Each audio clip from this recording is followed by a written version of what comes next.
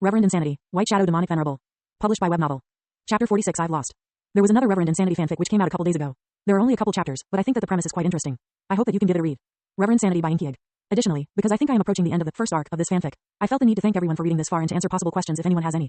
I will not give out spoilers regarding future events or interactions in the comments, but other than that it should be fine. Lastly, before one reads this chapter, I would ask what would you do if you possessed the comprehensions and the cultivation of a venerable?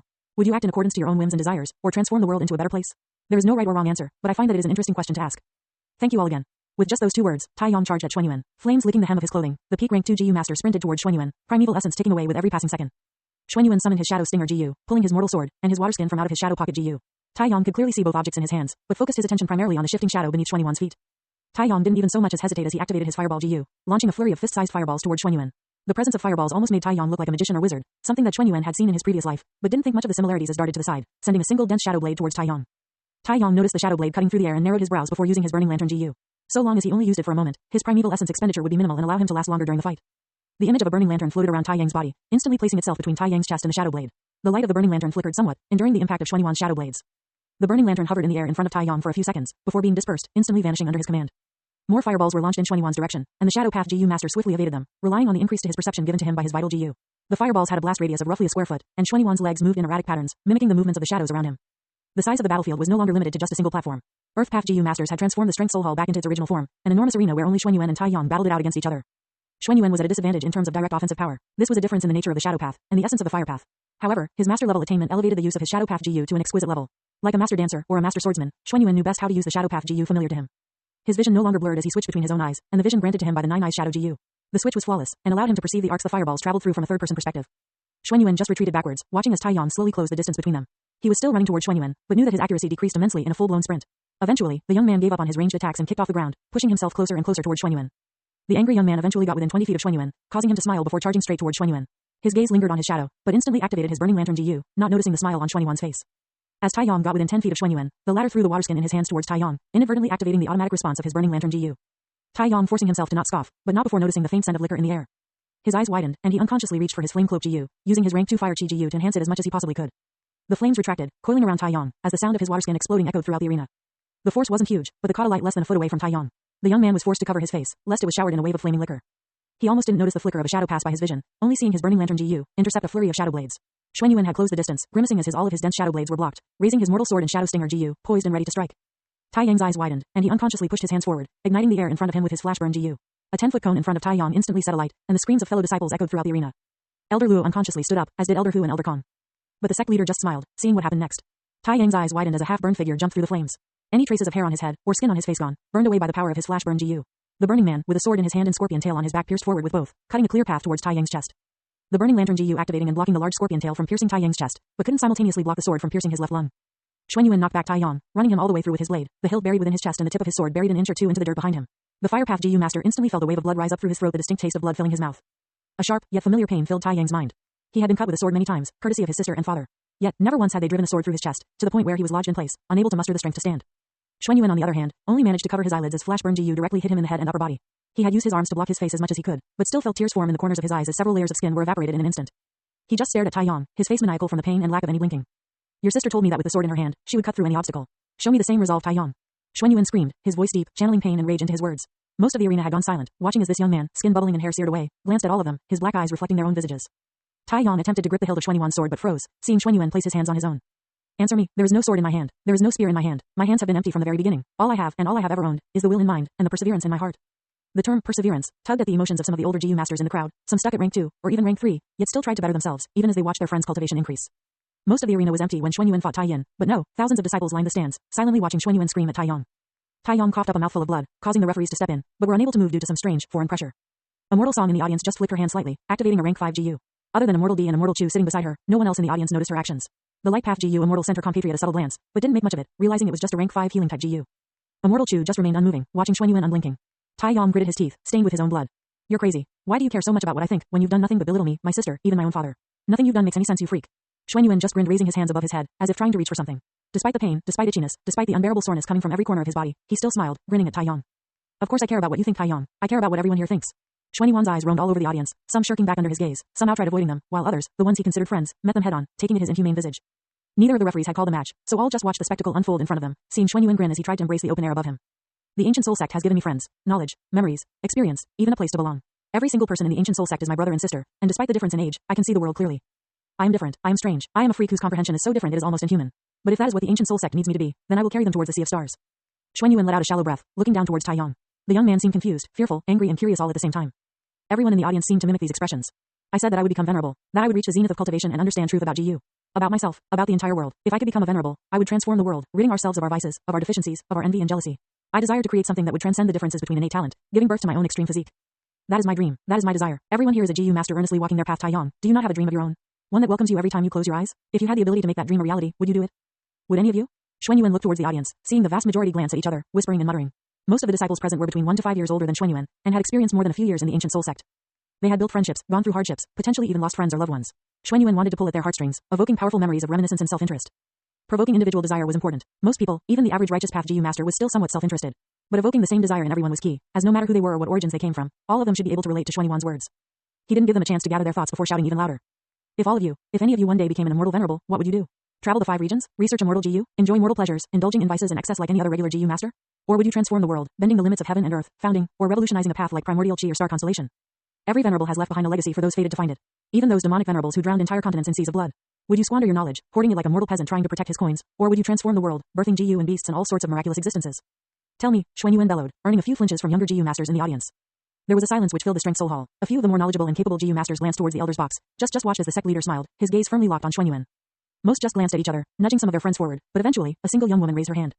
Her appearance attracted the attention of almost every male disciple in the room, while every other disciple seemed interested in someone that would actually respond to Xuan Yuan's words. Her long black hair carried white, almost snow-like highlights through them, making her appearance somewhat exotic even amongst GU masters. Her facial features were symmetrical, unblemished by freckle or scars, skin almost like tofu, it was so pale and soft. Yu Zhong'er stood up, eyes focused on Xuan Yuan. I cannot speak for others, but if I became a venerable of the light path, I would want to try and bring back those different colored lights from the immemorial era. There are so many light path GU which have been lost because of it. I would want to try and bring them back. A number of GU masters in the crowd nodded at Yu Zhong'er's words. While most were unfamiliar with the light path, they did know that with the destruction of more than half of the immemorial 9 heavens, countless GU, secluded domains of heaven and earth, beasts, and even rare and valuable GU materials had been lost or destroyed. Yu Zhong'er wanted to revive the light path, an honorable and righteous goal. A black-haired girl beside her, with features and a beauty equal to that of Yu Zhong'er, stood up, smiling as she looked at Xuan Yuan. If I became a venerable in the shadow path, I would want to figure out a way to create rank 9 shadow GU. In the legends of Renzu, shadow GU could do more than just devour shadows in order to grow stronger. It was the essence of reflection in all living beings. If I could figure out a way to gather that essence, then perhaps it would be possible to revive living creatures using their shadows. More than a few mouths dropped in the audience. This beautiful girl wanted to bring once dead creatures back to life. Not like zombies, but actual true resurrection. Immortal Song glanced at Longxi for a moment, her gaze lingering on her for a few moments before moving back towards Xuan Yuan. There was a slight silence in the arena, before a young man standing on the opposite side of the Strength Soul Hall stood up, shouting as loud as he could. A name and a face flickered through Xuan Yuan's mind, the young man that had injured him during his practice many months ago, the one that he had forgiven, uncaring of his immature attempts to get back at him for being Elder Luo's disciple. Shu Chen. The young man, short, yet broad-shouldered and right now, extremely red in the face, stood up, his eyes closed, pretending not to feel the gazes of countless others on him right now. I desire the title of Venerable. The Strength Path has long since been forgotten, dying without the guidance of powerful GU immortals of the righteous path. Reckless savage demonic venerable may have founded the Strength Path, but I want to transform it back into something that the ancient soul sect, that righteous path, can be proud of. Xuan Yuan blinked, seeing Shu Chen quickly sit back down, his eyes still closed, extremely embarrassed. About everyone, he didn't think that he would be the one to say something. It didn't take long for another person to stand up. This time, an older GU master, somewhat rugged, but smiling as he matched Xuan Yuan's gaze. Paradise Earth was an immortal venerable of peace and prosperity. He spread the righteous path all over the 5 regions, treating all living beings as equal under the eyes of heaven. There has been too much bloodshed in the world. If I was to become a venerable of the earth path, perhaps I could expand the reincarnation battlefield, preventing death from coming too early to mortals and GU masters alike. Tang San smiled at Xuan Yuan, giving him a small nod. Another person stood up in the crowd, standing tall and firm, lightning flashing behind her gaze. The lightning path pierces through lies and arrives at the truth. If I were to become a venerable of the lightning path, lies and demons would have no place in my world. The echoes of thunder would drown out lies, and the flash of my spear will be seen all over the 5 regions. The righteous path will flourish, and I will bring a new age of justice to the world. Lu Rong proclaimed throughout the Strength Soul Hall. Lu Guo's older sister was a fanatical member of the righteous path and someone who considered herself to be Xuan Yuan's friend. Some of the other members of the Burning Soul Hall nodded, before someone that Xuan Yuan didn't know shouted towards the rest of the crowd. The wood path births and nurtures all life, as was said by Genesis Lotus Immortal Venerable. I will heal the heavens and the earth of all wounds, correcting the wrongdoings of the misguided few. Righteousness shall rule over the hearts of men. Righteousness shall rule over the hearts of all GU masters. Most of the Burning Soul Hall members started to join in, each telling their dream of becoming a venerable. The fire path, the water path, the sword path, the cloud path, the emotion path. Everyone, regardless of their age, path, gender background, origins, history, personal experience, or even bloodline, desired at least once in their life to become a venerable. They fell asleep one night and dreamt of ruling over the 5 regions, their name and achievements etched in history, unable to be forgotten.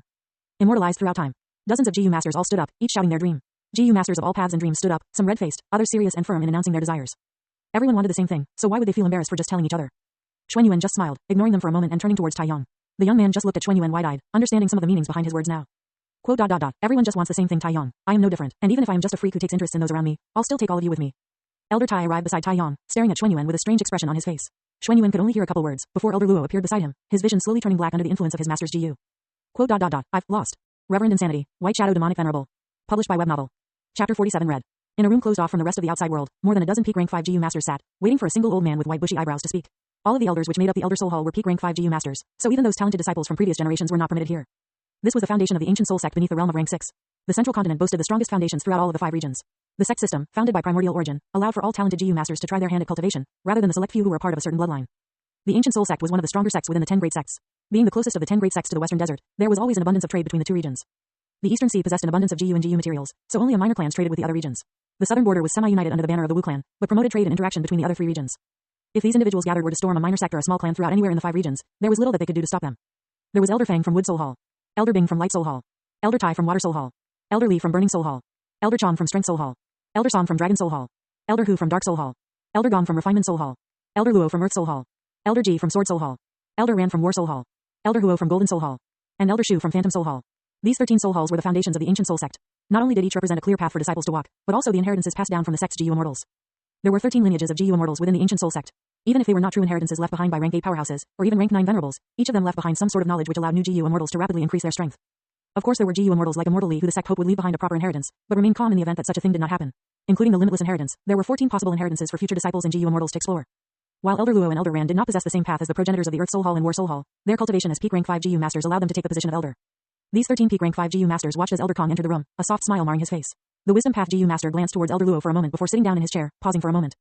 The other GU immortals who have remained indecisive until now have placed their bets behind Xuan Yuan. Including the 5 GU immortals who had already backed Xuan Yuan, there are now a total of 9 who support his claim as Abyssal Child. The next candidate is Kong Ju, who is still supported by Immortal Gong and Immortal Wu. After that is Huo Fei, who is supported by Immortal Yan. Elder Kong's eyes swept over his fellow peak rank 5 GU masters. Elder Huo and Elder Song both showed an expression of distaste, while Elder Bing, Elder Chong, Elder Li all just remained unmoving, as if the information didn't matter that much. Each of these elders had disciples who had received the recommendation to become the Abyssal Child. If their personal disciple became this generation's chosen of the ancient soul sect, the treasury contained within the sect would be open to them, allowing them to transcend ranks in an instant, and potentially share the wealth with their master. Elder Huo's adopted daughter Huo Fei, and Elder Song's grandson Song Pei were both candidates, but after hearing the words leave Elder Kong's mouth, the hope in the heart was suddenly extinguished, faced with the pressure of almost 10 GU immortals. Elder Huo glanced at Elder Luo, showing an unpleased expression. The Abyssal Child candidate is chosen by GU masters, but the Abyssal Child themselves are chosen by GU immortals. If that is the will of the heavens, when who are we to reject the chosen decided by our sect's GU immortals? Everyone in the room could tell that Elder Huo wasn't happy, but it wasn't as if the competition was close. Xuan Yuan alone had more recommendations from GU immortals than all the other candidates combined. He was 16 years old, and was a master in the shadow path. He had been evaluated by Immortal Chu personally, so there was no need to worry about him being some reincarnated old monster who wanted to infiltrate the ancient soul sect. There was, however, only one thing to worry about. Elder Song looked at Elder Luo, his gaze piercing and his expression serious. There was something lingering in the back of everyone's mind, and while most didn't want to ask, there was always the possibility. Luo Yu, I am not questioning your loyalty to the sect, but your disciple. He seeks to comprehend truth. He seeks answers to questions that most GU immortals will never solve even throughout their lifetimes. Elder Luo raised an eyebrow. Is there a question coming, Elder Song? He asked. Elder Song didn't smile, but everyone could hear the accusatory tone in his voice. Your disciple bears remarkable similarities to limitless demonic Venerable. As someone who seeks to comprehend the Tao, can you be sure that his desires will not stray from the righteous path? The other elders in the room, those with no stake in the matter, raised an eyebrow, hearing the accusation. Some of them had attempted to go through limitless inheritance, and had interacted with the true will he left behind. It might have been just a sentence, or even just a word for some. However, those that did, had experienced the might of a rank 9 GU immortal, even if it was only for a single moment. Not much was known about limitless demonic Venerable. However, he was publicly known as the most cunning and intelligent of all Venerables. While he did not rampage throughout the 5 regions like Reckless Savage or Spectral Soul, he did not hesitate to annihilate sects and clans for his experiments, researching the Tao and seeking the limits of the GU world. He left one inheritance within each of the 5 regions, and the inheritance that the ancient soul sect had claimed was perhaps the most intriguing. The furthest that someone had gone allowed them to reach the quasi-grandmaster level in the rule path in a single day. Not only that, but that had received immortal level Tao marks relating to their main path, despite being only a rank 4 GU master. While they had not received the method to do such a thing themselves, that GU master eventually grew to become a GU immortal, and to eventually found the Dragon Soul Hall. Elder Luo didn't seem fazed by the remark, instead glancing at Elder Kong. The peak rank 5 wisdom path GU master seemed hesitant to say anything, before the latter just shook his head, letting out a loud sigh. Elder Song, Xuan Yuan has been evaluated by Immortal Chu. Saying such a thing would be like going against the words of a GU immortal. Please refrain from suggesting such a thing, lest we push him into the embrace of the demonic path. The enslavement path GU master looked at Elder Kong, suppressing a grimace before leaning back in his chair. Everyone had seen the look that Elder Kong and Elder Luo shared, and wondered when exactly did these two become close. Elder Li tapped the table in front of her, staring directly at Elder Kong. As the leader of the Burning Soul Hall, in charge of cleansing demonic path GU masters within the territory of the ancient soul sect, Elder Li possessed a wide network of GU masters, some even hidden within demonic GU master camps, waiting to strike. Out of all the elders present, she had the largest number of powerful GU masters under her command. Because of this, her ability to obtain information was the largest, even without a wisdom path GU master. The woman smiled, showing the cards in her hand. Is this because of the prophecy, Elder Kong? An era of 5 venerables? Do you actually believe Xuan Yuan to be the supposed white shadow immortal venerable? Every elder in the room, including Elder Kong, raised their eyebrows, hearing the words come out of Elder Li's mouth. Elder Luo, Elder Hu and Elder Gong all turned towards Elder Kong, while others, like Elder Huo and Elder Song, just smacked the table, not bothering to suppress their laughter. A prophecy? Is that why so many GU immortals are backing that child? Has the claim been verified? Immortal Yi Yan predicted the birth of Spectral Soul, Paradise Earth and Great Dream. Has another wisdom path GU immortal foreseen the birth of the Venerable's fallen Great Dream? It is more than likely nothing but a hoax, a rumor created by GU immortals from the other continents in order to scare the 10 great sects. And besides, there has been no word from the Heavenly Court themselves, so why are we even bothering to entertain the possibility that this is true? Another elder interjected. But what if it is true? I don't understand what this may be, but it must be quite widespread if Elder Li has heard about it. We are talking about a venerable here. If a possibility is there, no matter how slim, we should try and grasp it. Another elder rolled their eyes. How can you even suggest that? If the heavenly court themselves did not take the prophecy seriously, then why must we? I agree that this boy, Xuanyuan, is talented enough to become the abyssal child, but there is no guarantee that he can become venerable. So long as he can become a GU immortal, that should be enough, right? The existence of this prophecy caused the Elder Soul Hall to break out in arguments and yelling, unbecoming of their rank and stature within the sect. Elder Kong watched as his fellow rank 5 GU masters squabbled over possibilities and percentages before he slammed his fist on the table, causing a distinct crack to appear down the middle. His expression was emotionless, but his gaze burning. Silence. You all squabble over matters that you are not qualified to discuss. Elder Kong stared directly at the burning Soul Hall Elder, causing her to raise her head but not daring to look Elder Kong in the eyes. The validity of this prophecy is not for us to discuss. However, for whatever reason GU immortals from the other 4 regions are taking it seriously, and as a result, the central continent cannot be idle. This goes beyond what our ancient soul sect or Elder Hall believes. Even if Xuanyuan is not the future White Shadow Immortal Venerable, he's still an extraordinarily talented Shadow Path GU master. His legacy could perhaps be what allows the future White Shadow Immortal Venerable to rise to power. There is no guarantees in life, so we must hope for the best, and subsequently prepare for the worst. Xuanyuan will be given the first opportunity to enter limitless inheritance. After another 10 years, one of the others will be given the chance. The sect leader is preparing for his own immortal ascension, so instead of bickering with each other, your attention is better served on finding a new rank 5 GU master to become our sect leader. And unlike the abyssal child, we decide on who will become next ancient soul sect leader. Is all of that understood? Everyone in the room calmed down, all of them discussing potential candidates to become the next sect leader. While the ancient soul sect was discussing who should best represent them as the next sect leader, countless undercurrents were stirred throughout the rest of the GU world. GU immortals in the other 4 regions nurtured GU immortal seeds themselves, trying to find individuals where best suited the positions of potential venerables. In the northern plains, a gentle downpour shrouded the vast plains in a faint and misty fog. A young girl clutched at the figure of her dying mother, her eyes widening as she whispered sinister truths into the ears of her daughter. In the eastern seas, a figure slowly walked through the cold, every step they took cutting deep into the freezing snow beneath them. Staring up at the faint rays of sunlight in the distance, they gathered the perseverance in their heart, trudging forward towards the light of tomorrow. In the central continent, the love between fairy and a man with the heart of a demon gave rise to a beautiful young girl. They watched tenderly as their little girl babbled and crawled over the floor of their home, a mysterious butterfly landing on the windowsill. In the southern border, a pair of twins were born, one already showing signs of maturity and intelligence. Their family praised the heavens, thanking them for blessing their clan with a talented descendant, forgetting about the other child. Unbeknownst to them, unbeknownst to any of the GU immortals in the ancient soul sect, unbeknownst to anyone in the heavenly court, individuals similarly gathered, phantoms from all over the 5 regions. Any luck in discovering which wisdom path GU immortal created the prophecy? Not yet. The eastern seas are too difficult to traverse while remaining hidden. I have narrowed that the GU immortal who deduced the prophecy was at least born in the southern regions of the eastern sea. It is possible that they might have escaped to the southern border, but I will have to continue following the traces that they left behind. Good. The existence of this prophecy was not foreseen by Yi Yan, but its existence was felt by every wisdom path GU immortal across the 5 regions. For whatever reason, fate had been changed that day. Any justifications as to why such a thing occurred? The phantom paused for a moment, his expression hazy and unable to be discerned. The heavenly court seemed to think that something influenced fate GU. Wisdom path GU immortals can discern the intentions of fate GU, however, something must have influenced it dramatically, to the point where it has changed the fate of countless living beings. Influenced it? But how can such a thing be possible? The other figure let out a small sigh. The main body seems to think that someone with future knowledge influenced fate GU.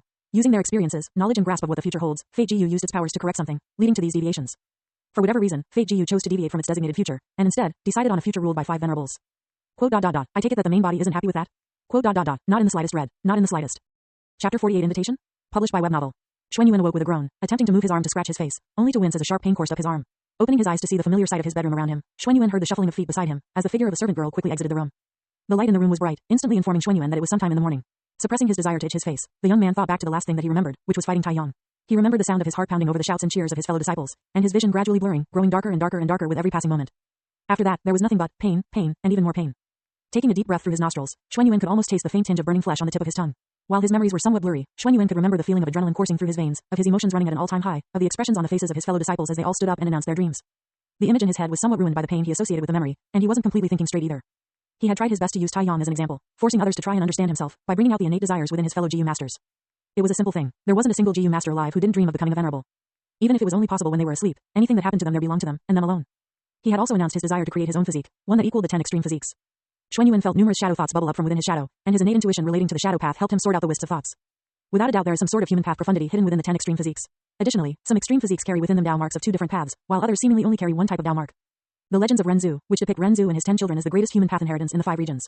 There are only a few paths which can reduce the conflict between Dao marks of different paths, and the human path is perhaps the easiest method of doing so, at least once one becomes a GU immortal. One of the advantages of the human path is that it promotes harmony and cohesion between all things. The northern dark ice soul physique possesses ice and snow path Dao marks.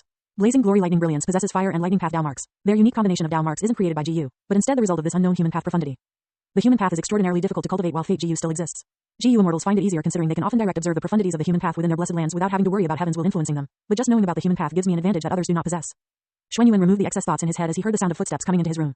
Moving his gaze away from the window, Xuanyuan turned and raised an eyebrow as he saw Immortal Chu enter his room, unconsciously prompting Xuanyuan to sit up in his bed. The GU immortal just raised his hand and Xuanyuan froze where he stood, able to move everything but his arms and legs. Immortal Chu let out a hum, nodding slightly as he tested out his new GU. Immortal Psalm showed me some of her rank 5 shadow path GU. A rank 5 shadow arm restriction GU is actually quite potent, and even had quite the effect on little Luo Yu outside. Don't worry, he is fine. In fact, your master is quite pleased with how everything turned out. Xuanyuan just blinked, still trying to understand what Immortal Chu was doing here. He just watched as the dark path GU immortal sat down in the chair at his bedside, taking out an apple from somewhere and biting into it. Xuanyuan could still clearly see the scars that littered his hands and forearms. But still, a master level attainment at 16. That's almost too incredible. Tell me, little Yuan, your parents were GU masters, right? The otherworldly demon lifted his head, his expression confused. I don't think so. I mean, we live as mortals, so I don't think they were GU masters. Immortal Chu gazed at Xuan Yuan, the latter knowing that he was being exposed to some sort of truth discernment GU. He tried to sprinkle as many truths as he could into his words, without having to resort to lying in front of a GU immortal. The average GU immortal wasn't aware of the existence or the nature of otherworldly demons, but even if Xuan Yuan didn't have to worry about that, having his thoughts discerned or read was perhaps his greatest worry when interacting with a GU immortal. Against a rank 5 GU master, perhaps shadows as thought GU would be enough to prevent them to discerning his true thoughts, at least without them having to resort to some sort of wisdom path killer move. But against a GU immortal, Xuan Yuan had no method of defending against their seemingly endless primeval essence. Quote, For as long as I could remember, the closest I ever got to even hearing about the exploits of GU masters was from the legends of Renzu, or from them retelling the tales of past venerables. There were no GU masters within Greengrass Village, most of them heading towards major cities, or towards nearby sects, so there was no way to interact with them. Immortal Chu hummed for a moment before raising an eyebrow. Did they ever say where they were from? Or perhaps they said something that resonated with you as a child? Is there anything within your memories, which, despite the years passing, remains in your mind with absolute clarity? A phrase, or perhaps a saying which resonates with your heart, with every fiber of your being. Xuan Yuan paused for a moment, distant memories flashing through his mind. He wasn't sure if Immortal Chu could see memories, but thoughts, which carried over from one life to the next, bubbled up from the depths of his mind like lava, bubbling and scorching with emotions. Xuan Yuan nodded, remembering past days filled with words, the first time he had ever experienced the GU world. And how did they answer? Xuan Yuan scrunched up his face for a moment as if trying to recall some sort of distant memory. He was absolutely sure that both of his parents were mortals, and the only thing that he could remember them saying was how much they hated the variant humans described in the book. But the first time he read the legends of Renzu was technically before he had ever been born into the GU world. Quote, I remember reading something. I remembering crying after hearing it. I didn't truly understand what it meant when I read it, but it's something that I remember from long ago. My parents were still alive, and I had yet to experience how final death truly was. After I buried them, I understood the meaning behind these words. Xuan Yuan's gaze grew slightly distant, as he gazed past the space where Immortal Chu was sitting, as if he was trying to peer into the past, the present crumbling like blocks all around him. He looked towards the figure of a young man reading by his lonesome in a large and beautiful house, his heart skipping a beat as he recalled the words that he read all those years ago. Renzu was puzzled. Renzu was disgruntled. Renzu was irritated. Renzu became insane. How can you have such thoughts? Why can't I have the same thoughts? Why can't a human be together forever with their loved ones? Why can't a human live life without worries and have endless wealth? Why can't a human have eternal life? Because fate does not allow it? Because it does not allow, therefore I cannot do it? I cannot even think about it? On what basis? On what damn basis? On what basis am I not allowed to think about it? On what basis is eternal life forbidden? If such thoughts turn me insane, then let me become a lunatic. If such pursuit makes me demonic, then let me become a... Before Xuan Yuan could utter those last words, he felt a hand being placed on his shoulder, and Immortal Chu's figure looming over him. The dark path GU immortal stared at Xuan Yuan for a moment, before shaking his head. Quote, There is no GU between heaven and earth which can bring the dead back to life, Xuan Yuan. Not even a venerable could achieve such a thing. Xuan Yuan didn't appear fazed by the words, merely smiling while shaking his head. I understand the meaning behind these words, but I do not necessarily agree with them. There are some things which even a venerable cannot achieve. Eternal life is one such thing. I may be young Immortal Chu, but my heart is not so easily swayed by stories and platitudes. I am a member of the ancient soul sect. I am a member of the righteous path. Immortal Chu froze when he heard these words, putting the apple down and frowning deeply, feeling his emotions stir as Xuan Yuan spoke.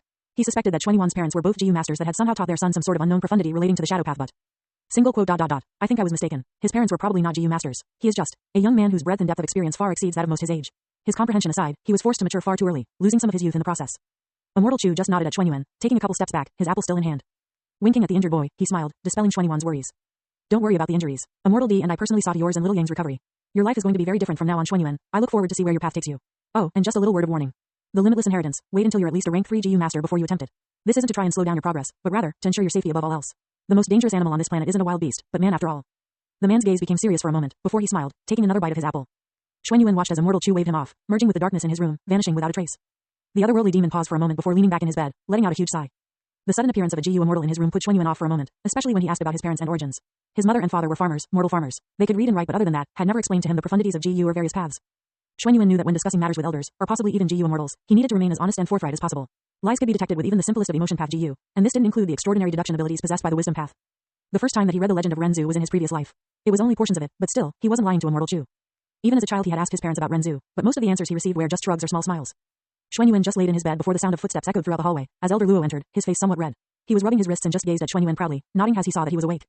Little Yuan, how are you feeling? Any sharp pain or soreness? Immortal Chu and Immortal D healed you personally, but refrained from using their rank 6 GU. The most they could use was rank 5 GU, but they were unsure of how it would affect you once you woke up. Their healing methods were strange, even for the light path, so they wanted me to ask you after you woke up. Xuan Yuan just smiled hearing the tone in his master's voice. Glancing down at his limbs, Xuan Yuan tried to raise his arm but felt another sharp pain course up through his arm. Elder Luo saw this and gestured for Xuan Yuan to stop moving. Seeing that it was his arms, Luo Yu let out a small sigh, explaining the reason for the pain. In order to reduce the chances of something going wrong, Immortal Chu somehow transferred all the wounds on your body to your arm. I don't know how he did it, but the rest of you, including your face and internal organs, are fine, but your arm will require some time to heal, even with GU. I can get you some numbing poison GU for the pain, but you should be fine to move around after that. Xuan Yuan nodded and opened his mouth to speak but was interrupted by Elder Luo. I know you were going to ask about the tournament, and yes, in the end, Tai Yong did concede. When you are healed, we can go to the sect treasury and retrieve your rewards. I have already been assured that there is a red steel relic GU and a heavenly essence treasure lotus in the sect treasury, both of which are yours if you so desire. The rank 2 GU master turned somewhat red in the face, giving his master a small nod. He had already inquired into whether certain GU were within the sect treasury or not, and had instantly decided on the heavenly essence treasure lotus, not even bothering to explain to Elder Luo why he wanted such a thing. The GU literally printed money. Xuan Yuan's cultivation aside, it was equivalent to 50 primeval essence stones a day. In just 10 days, Xuan Yuan would be able to purchase a rank 1 liquor worm GU, and refine it together with the liquor worm in his possession, creating a rank 2 4 flavors liquor worm. Once Yu Zhang'er and Long Shi were both finished cultivating to the peak of rank 2, Xuan Yuan could use them both and refine a rank 3 7 fragrances liquor worm. His cultivation all the way up until rank 4 would be relatively smooth, even more so with the heavenly essence treasure lotus. Seeing the happy expression on Shuan Yuan's face, Elder Luo frowned somewhat before letting out a small sigh. He didn't want to lower the mood in the room, but as his disciple, Luo Yu couldn't keep this from Shuan Yuan. The young man noticed the change in expression on his master's face, and felt a slight change in the tension in the air. Elder Luo pursed his lips somewhat before sitting down, speaking his mind. It isn't bad news, little Yuan. Well, not for you at least, but Immortal Song has discussed with me that she wants you to reside in her blessed land. She wants to personally invite you to cultivate in her Songwei blessed land. She was here earlier, and even left behind a gift hoping that you would choose her over some of the other GU immortals. Shuan Yuan watched as Elder Luo took out a small bubble seal GU. His eyes locked onto the GU contained within the bubble seal GU before he froze, fully digesting Luo Yu's words. Quote ... Other GU immortals. His words came out as more of a question, rather than a statement. Elder Luo sighed, nodding his head. The ancient soul sect possesses roughly 100 rank 5 GU masters, however, more than half are still only early rank 5 GU master stage. There are only 15 of us if you include the sect master who have cultivated to the peak of rank 5. As for GU immortals, there are currently close to 20 currently residing within the ancient soul sect. As it stands, half of them had invited you to cultivate in their blessed lands. Immortal Land and Immortal Li have both rescinded their requirements, on the basis that they can teach you the moon and the poison path. Other GU immortals have given out these invitations to other talented GU masters as well, recommended to them by various elders. It is common for this to occur every year, but needless to say there are quite a number of recommendations this year. Something to do with this generation having such a high average cultivation base. Shuan Yuan blinked. I get to choose? Luo Yu let out a sigh, nodding. Yes, little Yuan, you get to choose. Chapter 49 Incomplete Rank 2 GU Recipe. Published by Web Novel. Ever since Shuan Yuan won the new disciple tournament for the year, his name had become commonplace throughout the ancient soul sect. Disciples, 5, 6, 7, even 10 years older than him chatted about his performance during the tournament, particularly about his final fight against Tai Yong. Damn, that kid must have a high pain tolerance. Flash burn GU is no joke. The GU instantly burns away several layers of skin, and cooks the flesh with an extremely high temperature flame. Yet he managed to defeat his opponent, and give a speech after it as well. What did you think about the speech though? It seemed as though it wasn't really directed as this, but heaps of other disciples joined in as well.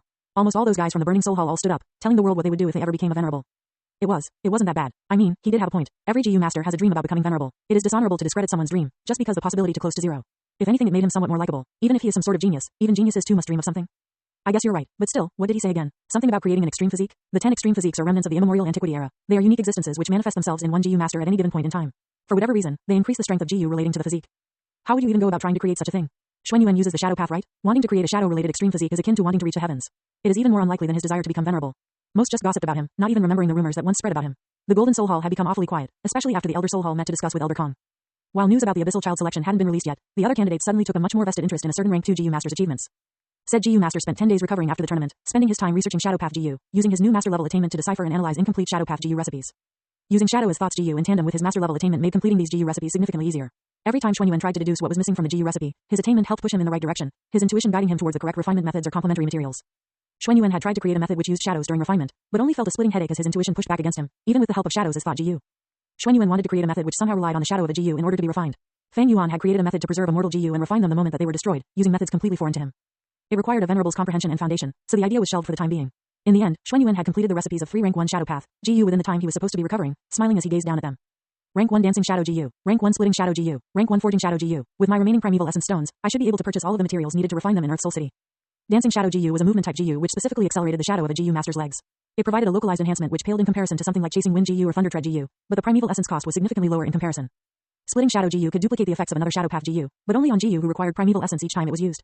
For example, it could be used on a rank 1 Shadow Blade GU midair, splitting a single Shadow Blade into smaller parts, increasing the chances of hitting a target, while decreasing its overall damage. It didn't have any effect on Shuan Yuan's Shadow Stinger GU, incapable of letting him summon 2 Shadow Stingers at once. Forging Shadow GU on the other hand, possessed similar qualities to another GU that Shuan Yuan was familiar with. Shuan Yuan stared at the recipe for a moment, understanding if what he created was completely correct. Forging Shadow GU should be able to refine a GU master's shadow somewhat. The effect shouldn't be anything as remarkable as Guts GU, however doesn't add qualities to the shadow like Lion Shadow GU, or Fire Shadow GU. Forging Shadow GU should make a shadow more malleable, and then subsequently grant a GU master a greater flexibility. It should be a one-time use GU, I think.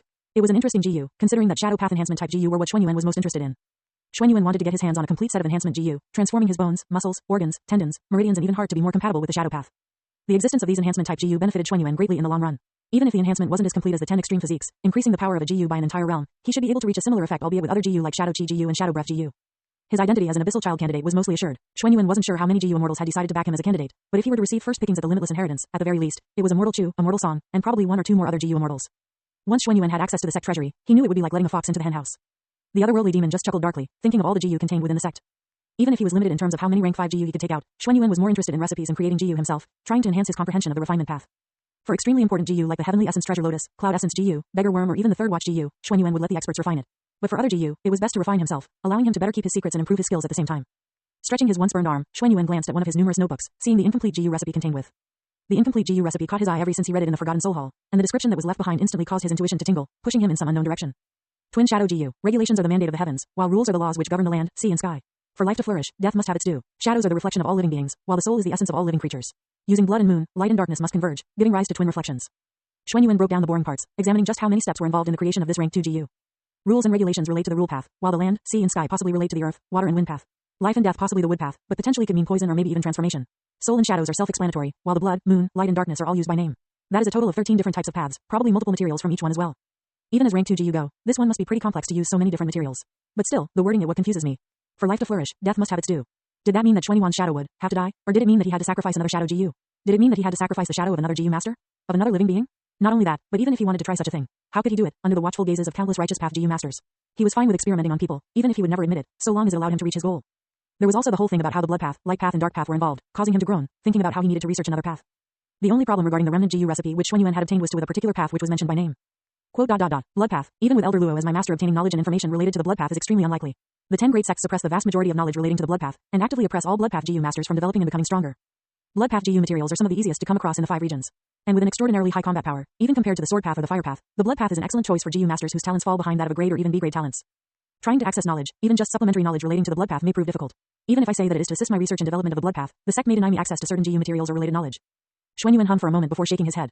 He hadn't even determined how many blood path GU materials were necessary, or if this GU refinement recipe was possible in the first place. It was completely possible that there were other methods of refining the twin shadow GU, perhaps one that he could discern from researching the recipe in greater detail, and possible substitutions he could make when it came to supplementary materials. Letting out a sigh, Xuan Yuan started to mentally tally all of his goals for the time being. Twin shadow GU will be the focus of my short-term goals. Even if I spend all of my primeval essence stones on materials in order to practice GU refinement, a heavenly essence treasure lotus should be able to replenish them over the course of a month. To sum it up, practice GU refinement, learn how to fight beasts, learn more about the central continent, cultivate to a rank 3 GU master, become the abyssal child, go through the limitless inheritance and then see where things go from there. What were the responsibilities of the abyssal child again? Xuan Yuan grimaced thinking about having to discuss politics with the elders and leaders of other sects. As a GU immortal seed, it would help to have contacts in the other 9 of the 10 great sects, allowing him to get in contact with GU masters or even GU immortals whom possessed rare and valuable resources. Xuan Yuan still had a chance to enter a blessed land of his choice for up to a year's worth of time. Without a rank 2 liquor worm, Xuan Yuan didn't think he would become a rank 3 GU master before then, but would allow him to greatly close the distance, potentially allowing him to refine a rank 3 liquor worm before he himself reached rank 3. He would have to discuss with Long Shi and Yu Zhong'er about it, in addition to a few other people he had in mind. Letting out a sigh, Xuan Yuan just shook his head, clearing his mind. He had better things to do than think about stuff like that. Calling out little shadow, the rank 5 shadows as thought GU hummed within Xuan Yuan's shadow, producing dozens of shadow thoughts with every passing moment. Smiling, Xuan Yuan continued his deductions, trying to discern substitutions and possible refinement methods to refine a rank 2 twin shadow GU. Chapter 50 Sect Missions. Published by Web Novel. You received a recommendation from Elder Luo to cultivate within Immortal Yan's blessed land? She is ancient soul sect's fire path GU immortal, so having the chance to cultivate under her for a year would do your comprehension on the fire path a great deal. Yu Xiaolong, Lu Guo, Jia Yufei and Xuan Yuan sat in the wood soul hall, eating a meal at one of the many tables scattered about the gardens and ponds. The sound of running water echoed throughout the wood soul hall, flowing down from the mountain's peak, towards a stream which eventually joined up with the heavenly falling river. Now that they were no longer new disciples in the ancient soul sect, all disciples were now required to complete various missions, tasks and quests at the behest of the ancient soul sect. Xuan Yuan was familiar with the concept, which promoted unity and friendship between disciples, perpetuating the morals and ethics that a member of a righteous sect should possess. Even if Xuan Yuan was considered an abyssal child candidate, he was not immune to completing these missions. He didn't want to attract any unwanted attention from the higher-ups for not completing these missions, even if he just wanted to cultivate and research GU accordingly. Over the past week, the 4 rank 2 GU masters chatted and discussed the possibility of going on sect-required missions together, Yu Xiaolong and Lu Guo eagerly asking Xuan Yuan if Jia Yufei had any friends that she might want to invite. The Shadow Path GU master just gazed at his 2 friends, waving them off and rolling his eyes. If you too want to flirt with girls, then be a man and ask them yourself. You want to make primeval essence stones, right? Don't get distracted. At the mention of primeval essence stones, both of their desires suddenly shrunk back, remembering how poor all of them were. Even Yu Xiaolong, with his father being a rank 3 GU master, didn't have the resources to purchase an entire set of rank 2 lightning path GU for his son, instead gifting him 2 valuable enhancement type GU for him to use. Yu Xiaolong had in his possession a rank 1 lightning piercing GU and a rank 1 thunderburst GU.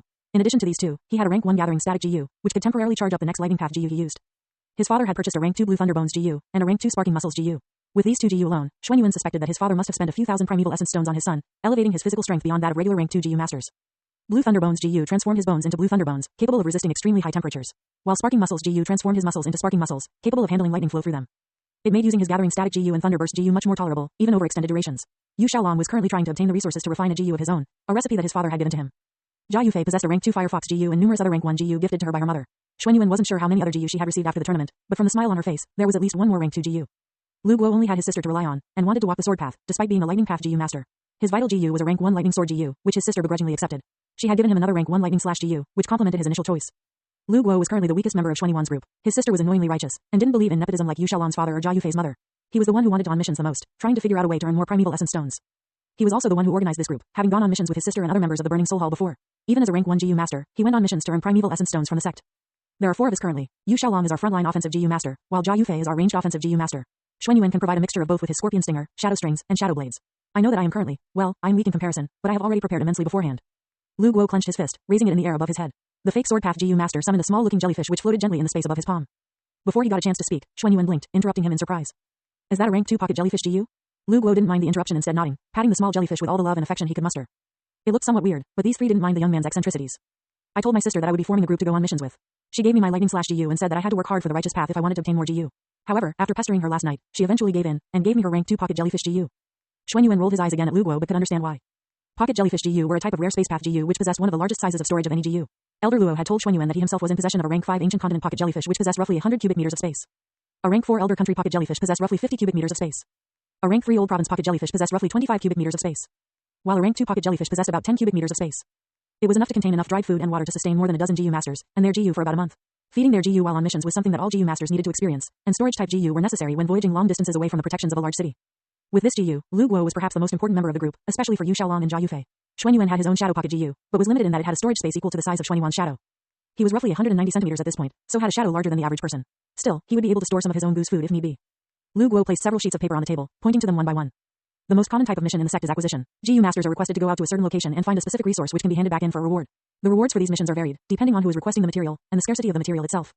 Second is security. The Earth Soul Hall routinely patrols Earth Soul City. However, some members of the Earth Soul Hall are sent to other nearby cities under the protection of the Ancient Soul Sect. These missions are usually longer than the previous type, on average ranging from 1 month up to 3 months before the shift is rotated and replaced. Thirdly is trading. There are GU masters within the sect that are official trading partners of our subsidiary sects. They travel in large groups through the wilderness to the territories of these other sects and then trade goods and services with them. They usually recruit security as well. However, these caravans only travel once a year, sometimes at the same time. There are enough of them to be commonplace, but we can only do one at a time. Lastly are not missions per se, however do give a reward if completed. These are the most valuable missions, which are essentially trades between GU masters who desire a specific GU or a specific service. Bodyguards, GU refinement, even experiments with GU are all done this way. Lu Guo's voice suddenly became low, drawing the other three in.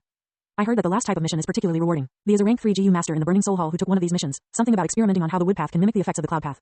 The GU master received some sort of rank 3 wood path, GU which could mimic the effects of the cloud essence GU. There was an uproar in the sect for a month after it happened. Xuanyuan raised an eyebrow. Using the wood path to mimic the cloud path, that requires a grandmaster level attainment in the wood path, so even GU immortals must put up requests for GU masters to help them. That is certainly good to know. Yu Xiaolong scratched his chin, looking down at the different missions in front of him. Peering at them one by one, he pointed to an acquisition type mission, specifically one relating to the acquisition of water path GU materials. This one, it requests that we head to Lonely Lake Marsh and retrieve fallen river bark. My father has told me about the Lonely Lake Marsh. It is a place filled to the brim with water path GU materials. There are also quite a number of beasts hidden beneath the water surface, the strongest being a beast equal in strength to a rank 3 GU master. Jia Yufei nodded somewhat but then pointed to another mission. What about that one? It's asking for us to travel to the Sky Valley Gorge to acquire wind path GU materials? I've been to Sky Valley Gorge before. There are tunnels and vines extending from one side of the gorge to the other, being plentiful in wind path and wood path GU materials. There are quite a number of beasts there as well, mostly avian species. Yu Xiaolong shook his head at that mission. Avian beasts are too difficult to fight in their natural habitat. Even with your knowledge of the area Jia Yufei, it is too dangerous. One wrong slip, or one wrong move could send us plummeting down to the depths of the gorge. The 3 GU masters just gazed at the missions, narrowing their brows as they examined them all closely. Xuanyuan just gazed down at the selection of missions on the table, a mental map of the territory of the Ancient Soul Sect appearing in his mind. The Ancient Soul Sect was close to the heavenly Qi wall which separated the central continent and the western desert, the latter of which sometimes leaked over, sending enormous sandstorms throughout the region. The last time it happened was 2 years ago, so there was still some time before the next one. Xuanyuan hummed for a moment before reaching for 5 distinct missions, laying them all out flat in front of them. His actions garnered the attention of the other 3 beside him, all of them gazing at the missions with curious expressions. Smiling, he looked up at his friends. All 5 of these are acquisition type missions, however the rewards are not necessarily the most important part. We are all GU masters who require materials and food to nurture and refine our GU. As such, we should plan for the future accordingly. Yu Zhong'er and Long Shi had inspired Xuanyuan to choose his missions complementary to each other, in order to maximize benefits and the greatest number of rewards earned.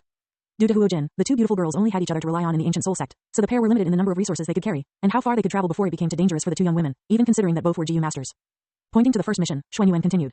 We travel to the north, towards Windblade Mountain. The area is plentiful in blade path and metal path GU materials, and from what I understand, is relatively peaceful, with a tributary of the Ancient Soul Sect present, so it is without the presence of powerful or aggressive wild beasts. The mission requires only metal path materials, so blade path materials will be ours to keep or trade. While the blade path is not as prevalent as the sword path, it is still a strong, common offensive path. Xuanyuan then pointed to the second mission. From there we will travel to the east, towards Daydream Flame Forest. It is a location which produces illusion path materials and fire path materials. There are a number of beasts in the area, however we only need to acquire the bare minimum in illusion path materials, and the rest of the fire path materials will be ours. We continue traveling east towards Dream Garden City. There, we can sell all of the blade path and fire path materials we have accumulated, exchanging them for materials of another path, allowing us to potentially purchase GU using some of the funds we have acquired. We still have the other materials from the previous 2 missions, and with pocket jellyfish GU, we should be able to store plenty during our journey. Xuanyuan continued on to the 3rd and 4th mission. We then travel south through the Cold Night Desert, an area filled with ice path GU materials. It will save time on our journey and increase our gains in the long run. Once we are through, we will reach the Wondrous Milk River and then complete the 3rd mission, collecting water path GU materials. From there we travel up along the river towards the site of the 4th mission, the Ancient Verdant Wood. We collect wood path materials and then travel to the site of the final mission. Xuanyuan tapped the last mission. The Twilight Mountains are just south of Earth Soul City. In terms of distance, about a week's journey on foot, with GU of course. They are filled with moon path materials and earth path materials, albeit to a much lesser extent. From there, we gather up the moon path GU materials and then head back home, completing all 5 missions and trading in the resources that we have acquired. Yu Xiaolong, Jia Yufei and Lu Guo all went wide-eyed as Xuanyuan finished his explanation. They somewhat expected him to stop after the 3rd one, but the longer he spoke, the more his words made sense. Jia Yufei nodded, doing some mental calculations. The time it takes to travel between Earth Soul City and Windblade Mountain is roughly 3 weeks. So there is a 6-week travel time minimum if we go there. But the distance between Windblade Mountain and Daydream Flame Forest is about 10 days considering most of it is downhill. The distance between Dream Garden City and the Wondrous Milk River is 6 weeks, but if we go through the Cold Night Desert our travel time will be cut down by 2 weeks, assuming there is no desert snowstorm. The 3 of them looked towards Xuanyuan who just smiled nodding his head. Gesturing to Yufei, the other 2 turned towards her instead. We have a fire path GU master here. We can survive such a thing. And, I have an idea, you will just have to give me a week to finish it. Jia Yufei completed her calculations, assuming that everything went smoothly. We will be gone for about 5 to 6 months. It is summer now, so the weather won't be a problem until the second half of our journey. But by the time enter the last leg of the journey, it will be winter by then.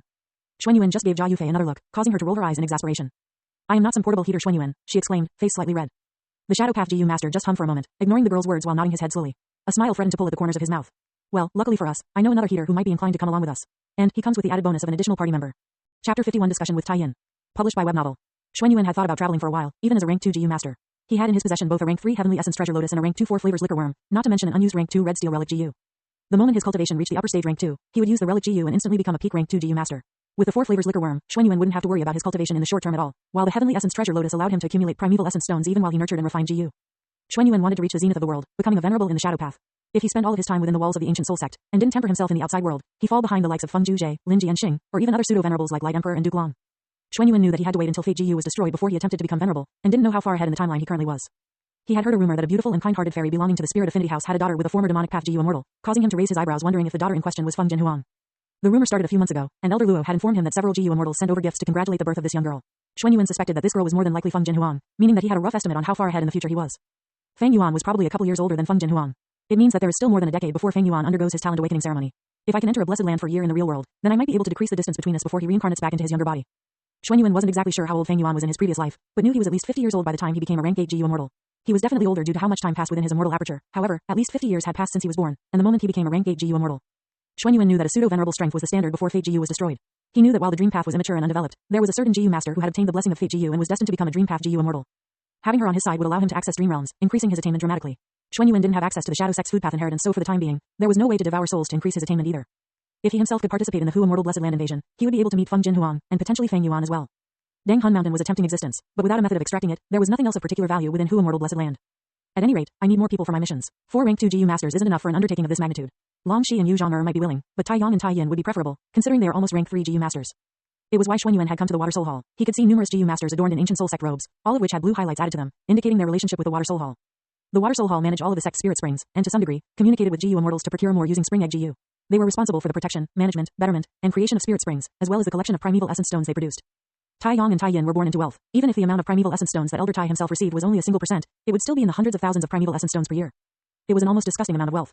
Xuanyuan received a few curious glances from passerbys, his disciple uniform obviously bearing distinct yellow highlights, indicating his relationship with the Earth Soul Hall. The young man continued walking through the hollow mountain, until he eventually came to a large residence, similar in size to Elder Luo's. There were 2 rank 3 guards placed out the front and Xuanyuan smiled at them, giving them both a short bow. Senior brother, senior sister, my name is Xuanyuan. I am here to meet with Tai Yin and Tai Yang. They should be expecting me. The 2 guards shared a look for a moment, before one of them gave Xuanyuan a once-over, entering the gate obviously to inform the Tai siblings that a tall dark-haired young man was here to see them. Xuanyuan didn't even have to wait 5 minutes before the guard returned nodding gesturing for him to enter. Tai Yang and Tai Yin are waiting for you in the guest hall. Follow the white jade stones to the left through the garden. It will lead you straight to them. Xuanyuan thanked the senior brother and senior sister entering the residence and following their instructions. He could see that Elder Tai's residence possessed numerous water path GU materials inside, even a large pond filled with numerous koi and lotus flowers. He raised an eyebrow, feeling the presence of a spirit spring within the residence before his 9-eyed shadow GU warned him of an approaching object. Xuanyuan immediately summoned his shadow stinger GU, dipping his hand into his shadow and pulling out his mortal sword. A flash of sparks slid off his blade, forcing him back several steps as he grinned at the young girl opposite him. Hello Lil Yin, if this is how you treat guests, I'd hate to see how you treat your enemies. Tai Yin gritted her teeth, using her rank 1 Longsword GU to flick Xuanyuan's blade from his hands. The young girl was obviously still bitter from her defeat at Xuanyuan's hands. There was no other GU used in the bout, but eventually Xuanyuan's mortal blade shattered, causing Tai Yin to grunt, dismissing her own Longsword GU. The girl gave her opponent a once-over, letting out a small tisk at the metal shards scattered in the garden. What are you doing here, Xuanyuan? Come to gloat, have you? Xuanyuan shook his head, causing her frown to deepen. I heard what you said during the fight you had with my brother. And the conversation you two had beforehand. You dare to lecture me on the sword path, even with such a fragile and brittle sword in your hands? Not at all, Tai Yin. I care not whether the sword is in your hands or in your heart. With all due respect, I just wanted to win, and poking at your pride was the best way to do so. Even though you are a GU master, there must be others who see you as just a woman. The amount of trust you have in your sword is your greatest strength, but also a point of weakness. Xuanyuan didn't hide his tactics from Tai Yin, causing her frown to ease, seeing his honesty. She did admit, she got a little heated during the fight. Perhaps more than she originally thought she did. Xuanyuan didn't particularly excel in offense, defense or even movement, but his words cut deeper than any sword. It made her reevaluate herself, forcing her to separate her pride and her sword from each other, even if the former depended on the latter. Tai Yin just lifted her head, staring directly at Xuanyuan. Whatever you are here for then, Xuanyuan, I'm guessing that since you wanted to speak to both Yang and I, it must involve the both of us. Xuanyuan nodded, walking up to her. The girl just eyed him carefully, before the two walked side by side to the guest hall. I have a proposition for the both of you. You and Tai Yang are both peak rank 2 GU masters, both with powerful GU and fighting experience. You are also under a little bit of scrutiny, considering that Elder Tai purchased so many relic GU for you both. Tai Yin glared at Xuanyuan, causing him to raise his hands, avoiding her stare. It's a touchy subject, but the two of you can no longer depend on Elder Tai as much as you used to. You will both be going on missions soon, and while I'm sure that as members of the Water Soul Hall, you will no doubt have quite rewarding missions relating to the springs available to you, I am here with an alternative option. And what would that be exactly? She asked. Quote, a journey through several resource points, stopping at Dream Garden City at the halfway point. Other than the resources required for our acquisition missions, anything that we find will belong to us, and can be traded or exchanged in Dream Garden City, or upon our return to Earth Soul City. Tai Yin's glare vanished and her eyes widened, realizing the scope of Xuanyuan's trip. But that could take half a year. Xuanyuan nodded. 5 to 6 months possibly. We have already sorted out how we will transport all of our collected materials, and transport has mostly been sorted. I require more personnel in addition to the 3 I currently have. Tai Yin raised an eyebrow. And who are these 3 other GU masters? Yu Xiaolong, Jia Yufei and Lu Guo. I am also currently discussing with other possible members, but the 4 of us have already started planning for the missions. Tai Yin examined Xuanyuan's expression for a moment, humming while tapping her chin. After the fight between her brother and Xuanyuan, her father had informed them both of 2 things. The first being that he would no longer be able to supply them with primeval essence stones or GU, lest the sect leader got involved and removed him as elder of the Water Soul Hall. No one in their family wanted this to happen, so Tai Yin and Tai Yong could only accept the sect master's decision. The second thing was that Xuanyuan was more than likely going to be the next abyssal child. The abyssal child was a GU immortal seed that had as much access to the sect as the sect leader did. Almost anything that didn't involve GU immortals could be requested by the abyssal child, including rare and powerful GU contained with the sect treasury. Their father had also informed them of the unique inheritance within the ancient soul sect, causing them both nearly pass out in shock. When your father was younger, he was allowed to go through a special inheritance within the sect's possession. While our sect was not created by a venerable like the Heavenly Lotus sect, we do have in our possession a complete inheritance from a rank 9 GU immortal. Tai Yong gulped, while Tai Yin just felt her mouth drop. Which rank 9 GU immortal father? Tai Yong asked. Tai Bai just let out a sigh, shaking his head. It is an inheritance belonging to the first ever demonic venerable, limitless demonic venerable. Their father had told them that he received a master level attainment in the rule path the moment he completed the inheritance. He had also received numerous rank 5 GU, including 72 GU, wet GU, and even a precious big GU. Big GU could essentially make things bigger, and it was the core GU in his mortal killer move. Hearing that Xuanyuan had been backed by so many GU immortals, Elder Tai had implicitly warned them not to go against Xuanyuan. In fact, if they got the chance, they should try and be friends with him, if only to have a relationship with a potential GU immortal. Tai Yin gazed at Xuanyuan before asking him another question. Why do you want my brother and I? Don't you think that we would be the last people that would want to join your expedition? Xuanyuan blinking, pausing before shaking his head. Not particularly. You 2 are strong GU masters, strong-willed and strong in spirit. I don't think that a single bout would instantly make us mortal enemies. If anything, I respect the 2 of you more after our fight, even though Tai Yong tried to burn me alive. I think that the 2 of you think the same of me. You both underestimated me, and I don't think you would make the same mistake twice. We both understand the other's capabilities, and considering our similar age, there won't be any formalities between us. I also think that the 2 of you both want to make your father proud, but don't want to live in his shadow. Tai Yin blinked at Xuanyuan's words, looking him dead in the eye, watching him smile at her reaction. If you stay in the Water Soul Hall, you'll always be treated differently by the other disciples, afraid to offend you because of your father, or trying to curry favor with you because of your father. I don't care about that. I want you Tai Yin, because you are strong. Chapter 52 Numerous Propositions. Published by Web Novel. Xuanyuan left Tai Yin shortly after, seeing that Tai Yong was doing a mission for the Water Soul Hall. He knew that he had left a deep impression in the minds of both Tai Yin and Tai Yong, but now could only hope that the pair of them joined his expedition. Another Fire Path GU Master, and a Sword Path GU Master, means that our team's offensive power would dramatically increase. While I do understand the value of offensive GU, support type GU are perhaps more important over long durations like this one. Xuanyuan had a couple more people to invite on his trip, and needed to prepare a few different types of GU, and the food required to sustain them. Heading towards the Dark Soul Hall, Xuanyuan waited around before seeing Jia Yufei chatting with someone. The Shadow Path GU Master just smiled, his tall figure standing out amongst the crowd, causing Jia Yufei and Li Xiaoer to move over to the side, the former gesturing to Xuanyuan. Xuanyuan, we were just looking for you. I told Li Xiaoer about our plans for an extended expedition to Dream Garden City, and she wanted to ask you about them. Xuanyuan could see the reservations on Li Xiaoer's face, but the pretty-looking girl just stood tall and straight, her height significantly higher than any other girl her age. Xuanyuan was tall for a boy, but Li Xiaoer possessed similar qualities, almost the same height as Tai Yong or Feng Kai. The Wind Path GU Master stared at Xuanyuan for a moment, her cheeks somewhat red. The first thing I wanted to ask was, why me? I mean, I know I'm a rank 2 GU Master, but there are plenty of others who are probably a better fit than I am. I am not exactly the most normal combatant there, as you know. Xuanyuan nodded, knowing she was referring to her fighting style during the tournament. Li Xiaoer used more martial arts than anyone in the tournament, with the exception of Feng Chen. Her speed and perception were her greatest weapons, and but didn't use GU to enhance the strength of her fists or the power behind her blows. Unlike everyone else, who either used a GU as a weapon, or the ability of a GU offensively. It seemed as though she was intent on only using martial arts, and for GU to enhance her already existing techniques and movements. I am aware of your preferences in combat, but your speed and techniques are more than capable than almost every other GU Master our age. I understand the need for primeval essence stones just as well as you do. If you could obtain a rank 2 wind strength GU, or even a rank 2 billowing muscles GU or a rank 2 hollow wind bones GU, your physical strength would skyrocket. It even complements other wind path GU, enhancing your speed even further. Li Xiaoer glanced at Jia Yufei, smiling and nodding at the other girl. You have nothing to worry about, Xiaoer, said Jia Yufei. Your speed and agility exceeds everyone else on our team. If you were willing, we would be extremely lucky to have you. Li Xiaoer blushed again, nodding and giving them both a small bow. She tucked a stray strand of hair behind her ear, glancing at Xuanyuan before returning her attention to the both of them. I have to discuss some things with my mother and father, but I should be able to go. My parents are both rank 3 GU Masters belonging to the Midnight Zephyr sect. They are here in the Ancient Soul City as envoys, so while they are here, I'll tell them about your plans, if that is all right. Xuanyuan and Jia Yufei nodded, watching as Li Xiaoer smiled before walking towards the exit to Dark Soul Hall. The Fire Path GU Master smiled mischievously, grinning at Xuanyuan, causing him to groan and roll his eyes. Get your head out of the gutter, Jia Yufei. I didn't think that she would have a crush on me. I just need more variety in the other members of the expedition. Said girl just patted Xuanyuan on the shoulder, nodding sagely. I understand, young man. Youths today are not good at showing their emotions, so, hey, Xuanyuan, come back here. Her words were interrupted as Xuanyuan started walking away, forcing her to chase after him. Xuanyuan had asked 7 people already if they were willing to come on his expedition. There were still 3 people left that he had yet to ask, but knew that Long Shi and Yu Zhong'er would more than likely say yes. They had given him the idea, and he knew that the pair wanted to travel in larger groups such as this one, so that they could earn more primeval essence stones and take more aggressive trips throughout the resource points controlled by the Ancient Soul Sect.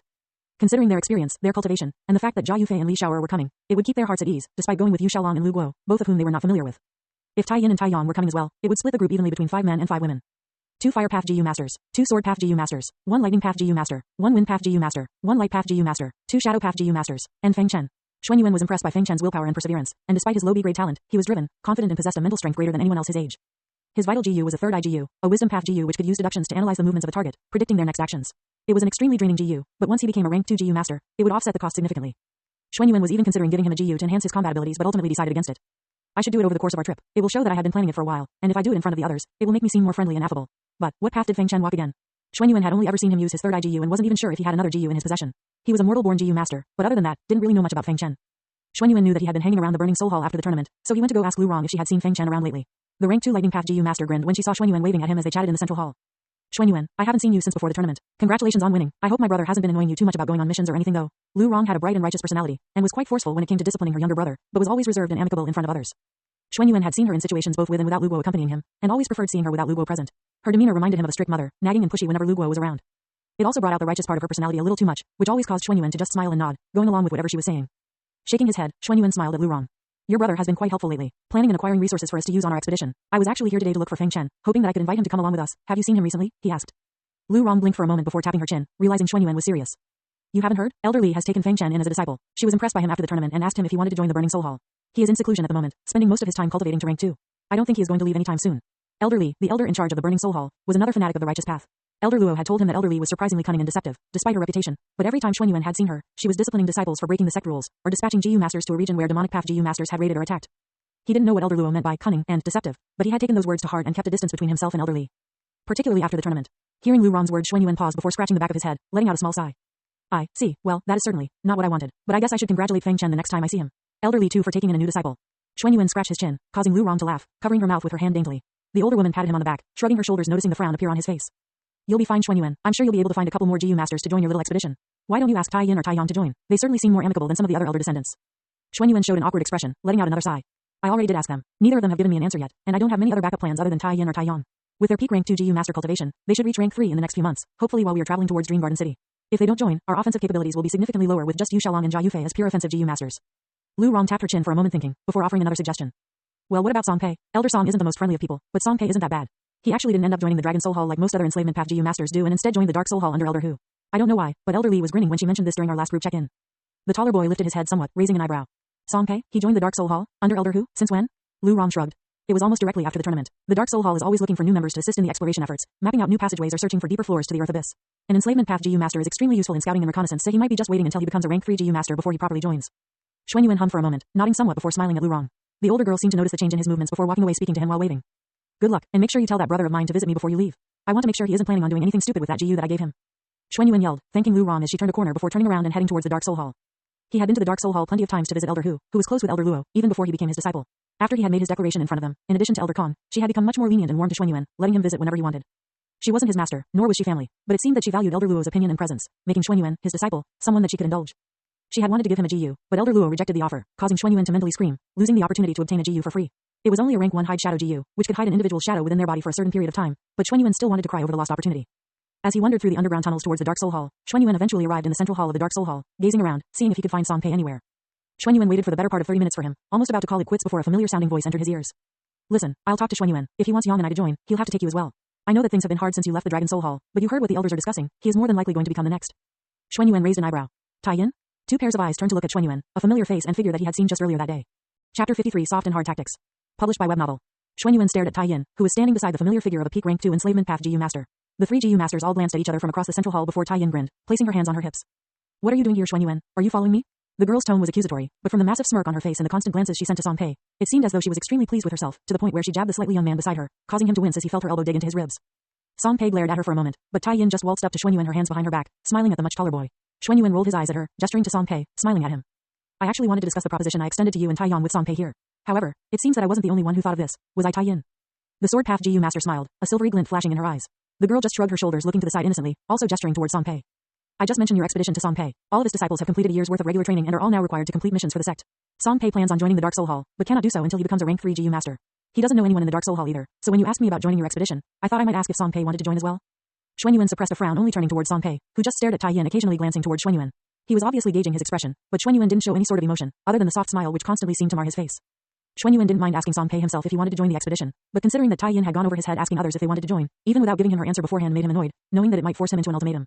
If Tai Yin and Tai Yang attached some requirement that needed Song Pei to join if they wanted to come along, then that was fine, seeing that they wanted to go through Xuan Yuan first before asking. But inviting Song Pei without telling Xuan Yuan first, called into question who was leading the expedition. Glancing at Tai Yin, Xuan Yuan just nodded. If Song Pei wants to join, then all he has to do is ask Tai Yin. You have not given your answer either, and until that happens, neither of you will be coming. Tai Yin and Song Pei frowned somewhat, hearing the words come out of Xuan Yuan's mouth. While his tone was calm and soft, his words were hard and unyielding. Xuan Yuan didn't want any room for mistake or error. He was the one organizing the expedition, so he would lead, while the others would follow. He didn't want to waste his time during the expedition sorting out the chain of command, so before they even had a chance to join, Xuan Yuan wanted to make it clear. He was their leader, not the other way around. Xuan Yuan was quite open when it came to cultivation or research or even the dissemination of knowledge to his fellow GU masters. It was possible, even if it was extraordinarily small, that they might have some sort of breakthrough that could assist him in the future. However, when it came to taking charge and leading others, there was no Xuan Yuan would allow himself to be relegated to a follower to those of the same cultivation as him. Tai Yin and Song Pei shared a look. Before the latter spoke, his expression somewhat guarded. Tai Yin informed me that you valued strength, Xuan Yuan. The strength of Tai Yin, Tai Yang and myself exceed that of the rest of your group members. Having this would benefit you in the long run, ensuring our safety and increasing our gains at the end of the expedition. Xuan Yuan nodded, but just shrugged his shoulders with the same attitude that Tai Yin did moments before. Perhaps, but two of my friends, Long Shi and Yu Zhong'er, have also agreed to participate. Long Shi is a peak rank 2 GU master, while Yu Zhong'er is an upper stage rank 2 GU master. With them, Yu Xiaolong, Jia Yufei and Li Xiao'er, our strength is more than enough to succeed in this endeavor, with or without you. Tai Yin frowned somewhat, not knowing Long Zai's name, but hearing Yu Zhong'er's name before. A few months ago, a few young members of the Golden Soul Hall started spreading rumors about Xuan Yuan, saying that he assaulted female members of the Golden Soul Hall, causing his reputation to plummet and gossip to spread rampantly. As an elder descendant, she knew that it was more than likely Huo Jin who spread these rumors, especially after a beautiful girl with white strands of hair publicly rejected him in the middle of the Wood Soul Hall. She inwardly approved of this Yu Zhong'er, but had never once met, or even thought about her after that. Glancing at Song Pei, Tai Yin showed an expression of interest, knowing that Xuan Yuan had the influence to reach other talented and beautiful female GU masters. Considering that she was a few years older than her, she should have a much greater grasp on her GU, as well as the number of GU she had in her possession. If this Long Shi was anything like Yu Zhong'er, then with Xuan Yuan, the three of them were more than a match for the three of them. Xuan Yuan couldn't tell what Tai Yin was thinking, but just continued before she had a chance to say anything. I will not hide anything. I wanted to ask the two of you individually, so that you both could join of your own accord. I am aware that the three of you, including Tai Yang, all know each other, so that the presence of Song Pei, or the Tai siblings would not make you feel out of place amongst the rest of us. It is true that I value strength, but I value trust and friendship so much more than martial strength. If the condition of one group is that the other must join as well, then I will accept it. However, you must also accept the rest of us when you join our expedition.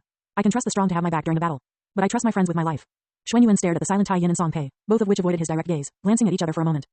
Xuan Yuan used a combination of hard and soft tactics on the pair, giving them both a firm warning, then playing on their emotions to promote unity and friendship. This was a righteous sect, one that encouraged warmth, familiarity and love. Xuan Yuan knew better than most how to use these to his advantage. Song Pei eventually let out a sigh, shaking his head, giving Xuan Yuan a small bow. I apologize, Xuan Yuan. My impression of you, to be honest, I didn't think that much of it. But I can see why Tai Yin and Tai Yang say that you're different than most. If you would allow me to join you and your team on your expedition, I would be honored. Tai Yin showed a somewhat awkward expression as well, scratching the back of her head. She didn't bow, but her cheeks were somewhat red, and she turned her face away from Xuan Yuan's, trying to hide her embarrassment. It was not honorable of me to ask Song Pei without telling you first. Yang and I thank you for inviting us to join your team, and we both accept. My brother and I are actually thinking of joining the Dark Soul Hall once we become rank 3 GU masters as well, so in the future, come and look for us here if you want to find us. Xuan Yuan raised an eyebrow, but just nodded, not prying too deeply into Tai Yin's affairs. So long as the three of them joined Xuan Yuan's expedition, they would be considered a group in the eyes of a sect, registered under Xuan Yuan's leadership. The various soul halls in the ancient soul sect each governed important aspects of the sect. Earth Soul Hall, which patrolled and guarded Earth Soul City. Dark Soul Hall, which protected the entranceways to the Earth Abyss. Wood Soul Hall, which took care of the food that GU masters fed their GU. Light Soul Hall, which governed healing and rejuvenation. These were all considered factions within the ancient soul sect. However, most of the time, any group could take on missions from a certain faction, and at least two of the requests on the board were from members of the Wood Soul Hall and Light Soul Hall. The only time that the Soul Halls ever directly battled against each other was during the sect-wide tournament every 3 years. All GU masters that belonged to a Soul Hall could participate. With the exception of Burning Soul Hall, all GU masters required a cultivation of rank 3 or higher to join, so the minimum requirement to participate in the sect-wide tournament was a rank 3 cultivation. Xuan Yuan knew that once Tai Yin, Tai Yang and Song Pei all became rank 3 GU masters, they would be allowed to join the Dark Soul Hall formally, and fight under their banner during the next tournament. They had yearly missions which they had to complete, but other than that, most of the time they would continue doing what they were planning right now, completing missions and requests handed out by the sect. There were rewards given out by the sect for the amount of missions completed per year, but rewards for the final rank received at the end of the tournament were given out by each Soul Hall. After organizing another meeting between Tai Yin, Tai Yang and Song Pei in a week from now, Xuan Yuan let out a small breath of air, smiling as he completed the lineup for his expedition. With 4 peak rank 2 GU masters, Xuan Yuan wouldn't have to worry about encountering a lone rank 3 GU master, or a random beast king in the wilderness. Xuan Yuan was saving his rank 2 red steel relic GU for the moment he reached the upper stage rank 2, instantly propelling his cultivation to the peak rank 2 GU master stage. Yu Zhong'er could also use dark red primeval essence with the assistance of her 4 flavors liquor worm, meaning that her cultivation, even without primeval essence stones, would still reach the peak rank 2 GU master stage in the next couple months. Her and Long Shi were still both great talents, so it was only a matter of time for them as well. They would have 6 peak rank 2 GU masters on this expedition. And with the heavenly essence treasure lotus, Xuan Yuan himself wouldn't have to worry about his cultivation and would instead only accumulate more primeval essence stones over the duration of his trip. Xuan Yuan thought about obtaining a 9-leaf vitality grass like Feng Yuan previously did, but decided against it, in favor of the more rare heavenly essence treasure lotus. The 9-leaf vitality grass useful only because a GU master could sell the leaves it produced. In the wilderness, traveling, Xuan Yuan would be forced to fed the rank 1 vitality leaf GU in order to prevent it from deteriorating and dying. Even if he wanted to accumulate vitality leaf GU, it would end up burning a significant hole in his wallet trying to sustain so many GU at once. Xuan Yuan had gotten the affairs of his team in order, now all that was left was to gather his own affairs into order. Smiling, he swiftly headed towards Earth Soul City. It was time to refine GU. Chapter 54, Purchasing New GU. Published by web novel. Xuan Yuan had accumulated quite a number of completed GU recipes and primeval essence stones since the end of the new disciple tournament. It had been about 30 days since the end of the tournament and already a new batch of disciples had been inducted into the ancient soul sect, signifying Xuan Yuan's graduation from an initial disciple. As a rank 2 GU master, Xuan Yuan was given a dozen primeval essence stones every week for his cultivation. Elder Luo gave Xuan Yuan 100 primeval essence stones when he broke through to rank 2, most of which he spent eagerly cultivating to the middle stage of rank 2. With the rank 3 heavenly essence treasure lotus, Xuan Yuan produced 50 primeval essence stones a day, over the course of a month accumulating more than 1,500 primeval essence stones. In the past, Xuan Yuan would have had to sell 2 rank 1 GU recipes to accumulate 2,500 primeval essence stones, but even after just sitting around for 30 days, Xuan Yuan accumulated more than half of that amount. Xuan Yuan had in his hands the recipes for rank 1 Dancing Shadow GU, rank 1 Splitting Shadow GU, rank 1 Forging Shadow GU, and most recently, rank 1 Black Shroud GU and rank 1 Green Shadow GU. All of these formerly incomplete GU recipes were quite simple, not even requiring 10 ingredients to create each GU, the difficulty of which only laid in deducing which ingredients should be used to complete the recipe, not the type of material or the refinement method required to refine the GU. Xuanyuan let out a breath of fresh air, knowing that these GU wouldn't be as difficult to refine as his 9 Eyes Shadow GU. In fact, he actually questioned the methods he used during the refinement process of his 9 Eyes Shadow GU, finding a few steps which could be improved upon using his master level attainment. The 9 Eyes Shadow GU possessed a single effect which had several positive side effects which benefited a GU master. It gave his shadow the qualities of eyes, allowing Xuanyuan to peer through the eyes of his shadow as if it were his own. It also passively enhanced his eyesight tremendously, in addition to his physicality, albeit not to the extent of whiteboard GU or blackboard GU. Any GU which used Xuanyuan's shadow as a conduit would be strengthened as a result of 9 Eyes Shadow GU as well. The abilities of the 9 Eyes Shadow GU didn't benefit any rank 2 GU, however that was to be expected of a rank 1 GU. Still, Xuanyuan created the recipe without a master level attainment in the shadow path, and now that he had one, he constantly thought of methods to enhance or refine the GU further. Xuanyuan visited the refinement soul hall, handing 4 of his 5 completed GU recipes to Elder Gong, who grinned at Xuanyuan, patting him on the back and rewarding him with 8,000 primeval essence stones. Little Yuan, if you ever want to join my refinement soul hall, all you need to do is ask, and I'll fight tooth and nail for you. Old Luo may be your master, but with your talent, you could just as easily achieve great things in the refinement soul hall. Perhaps even more than in the earth soul hall. Xuanyuan could only give Elder Gong a wry smile, bowing deeply as he placed the bags of primeval essence stones in his shadow pocket GU. Xuanyuan had prepared a large bag to store his GU materials in, but kept his primeval essence stones safely hidden away within his shadow. While the GU recipes for the rank 1 dancing shadow GU and rank 1 splitting shadow GU were only 1,500 primeval essence stones each, the rank 1 black shroud GU and the rank 1 green shadow GU were worth 2,500 primeval essence stones each. Black shroud GU could shroud the physical body in their own shadow, almost perfectly blending in with surrounding darkness. This GU had absolutely no effect in the light, however during the nighttime, black shroud GU possessed extraordinarily high concealment abilities. Its weakness to light were offset by its powers in the shadows. Green shadow GU on the other hand, added the concept of wood to a GU master's shadow. It had their shadow a slightly green quality to it, and enhanced the effectiveness of all wood path GU that a GU master used. It was extremely beneficial to the wood soul hall, which Xuanyuan had no doubt would spend thousands of primeval essence stones in order to refine. Xuanyuan sold his own green shadow GU in Earth Soul City, obtaining another 400 primeval essence stones for it. He couldn't use green shadow GU so long as 9 Eyes Shadow GU affected his shadow, so it was pointless trying to keep it. Over the course of several hours, Xuanyuan accumulated roughly 11,000 primeval essence stones. His eyes bulged at the sheer number of primeval essence stones in his shadow, and he unconsciously gulped, feeling the weight of his wealth on his shoulders. Even Feng Yuan needed to become a rank 3 GU master before he accumulated more than 10,000 primeval essence stones. I am still a middle stage rank 2 GU master, and yet here I am, possessing a wealth beyond that of even Tai Yin or Song Pei. Xuanyuan let out a sigh, removing those thoughts from his heart. While he knew these primeval essence stones could allow him to live a comfortable life in the ancient soul sect for several years, he knew from experience that strength was more important. If Xuanyuan did not have the appropriate strength, how could he be expected to keep his wealth? If he did not have the appropriate strength, how could he expect to earn more wealth? Without strength, a GU master was nothing special. Xuanyuan purchased a rank 1 2 GU, a rank 1 light swallowing toad, rank 1 empty chi GU, rank 1 strong GU, and a rank 1 stepping shadow GU. He had made sure to purchase an edition copy of each, with the sole exception of the stepping shadow GU. These 4 rank 1 GU together cost Xuanyuan roughly 2,000 primeval essence stones, the rank 1 stepping shadow GU costing the most at 400 primeval essence stones. The rank 1 stepping shadow GU could be used to step to a nearby shadow within 5 meters with a speed similar to teleportation. Xuanyuan lacked a proper movement type GU, and for the time being, settled on a rank 1 stepping shadow GU. It would be enough for the time being, and Xuanyuan needed other more important GU before leaving on this expedition. With roughly 9,000 primeval essence stones left, Xuanyuan purchased a few rank 2 GU as well. Rank 2 blade shadow GU, which was similar in concept to Tai Yin's sword shadow GU, but instead produced blade shadows which possessed a smaller area of effect and a longer range. It was a blade path GU, but Xuanyuan picked it due to its immense offensive capabilities, even more than his rank 2 dense shadow blade GU. It cost Xuanyuan 1,500 primeval essence stones. Rank 2 solid shadow GU, which temporarily solidified Xuanyuan's shadow, allowing it to touch physical objects. It had quite an extreme primeval essence cost, and would only be used as a trump card during fights. It cost Xuanyuan another 2,000 primeval essence stones. Rank 2 rising shadow wall GU, which summoned a wall of tangible shadows before a GU master. The wall itself lasted roughly 30 seconds and could withstand a few blows before shattering. It cost Xuanyuan 1,500 primeval essence stones. It left Xuanyuan with roughly 4,200 primeval essence stones left, which Xuanyuan then used to purchase a combination of 2 GU, which he himself best suited his current rank 2 GU master cultivation. Rank 2 strength path, dark muscles GU. Rank 2 bone path, light bones GU. From Xuanyuan's understanding of the GU, as well as the explanation that the female clerk had given him, light bones GU was a strength path GU which transformed a GU master's bones into light bones.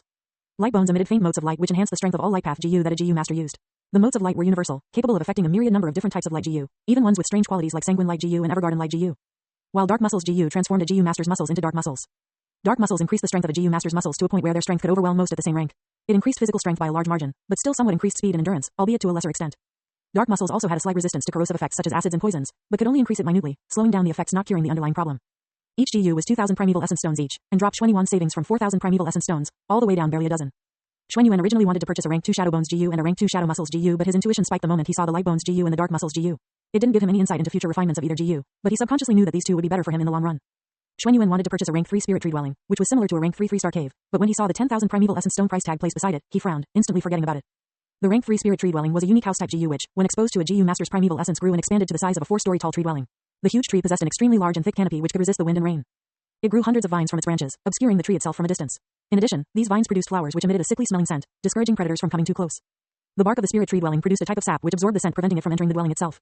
With 4 stories, the bottom floor of the spirit tree dwelling was open and spacious and could be filled with mortal amenities. Every floor above the bottom floor contained 4 rooms, allowing up to 12 GU masters to reside there comfortably. The spirit tree dwelling could not store other GU, but it could store GU materials and mortal flora. It wasn't as powerful as Lu Guo's rank 2 pocket jellyfish with 10 cubic meters of space which could store GU, but considering it was a rank 3 GU house type GU, it was still extraordinarily valuable. Xuanyuan had never even thought about the concepts of house-type GU before, and wondered if they were naturally occurring or the product of some ingenious GU master's design. House-type GU were most commonly wood path, water path or earth path, but there were always exceptions to this. Xuanyuan had seen one of the many caravans in the ancient soul sect leave Earth Soul City, the peak rank 4 GU master bringing along his own personal rank 4 9 essence bone house.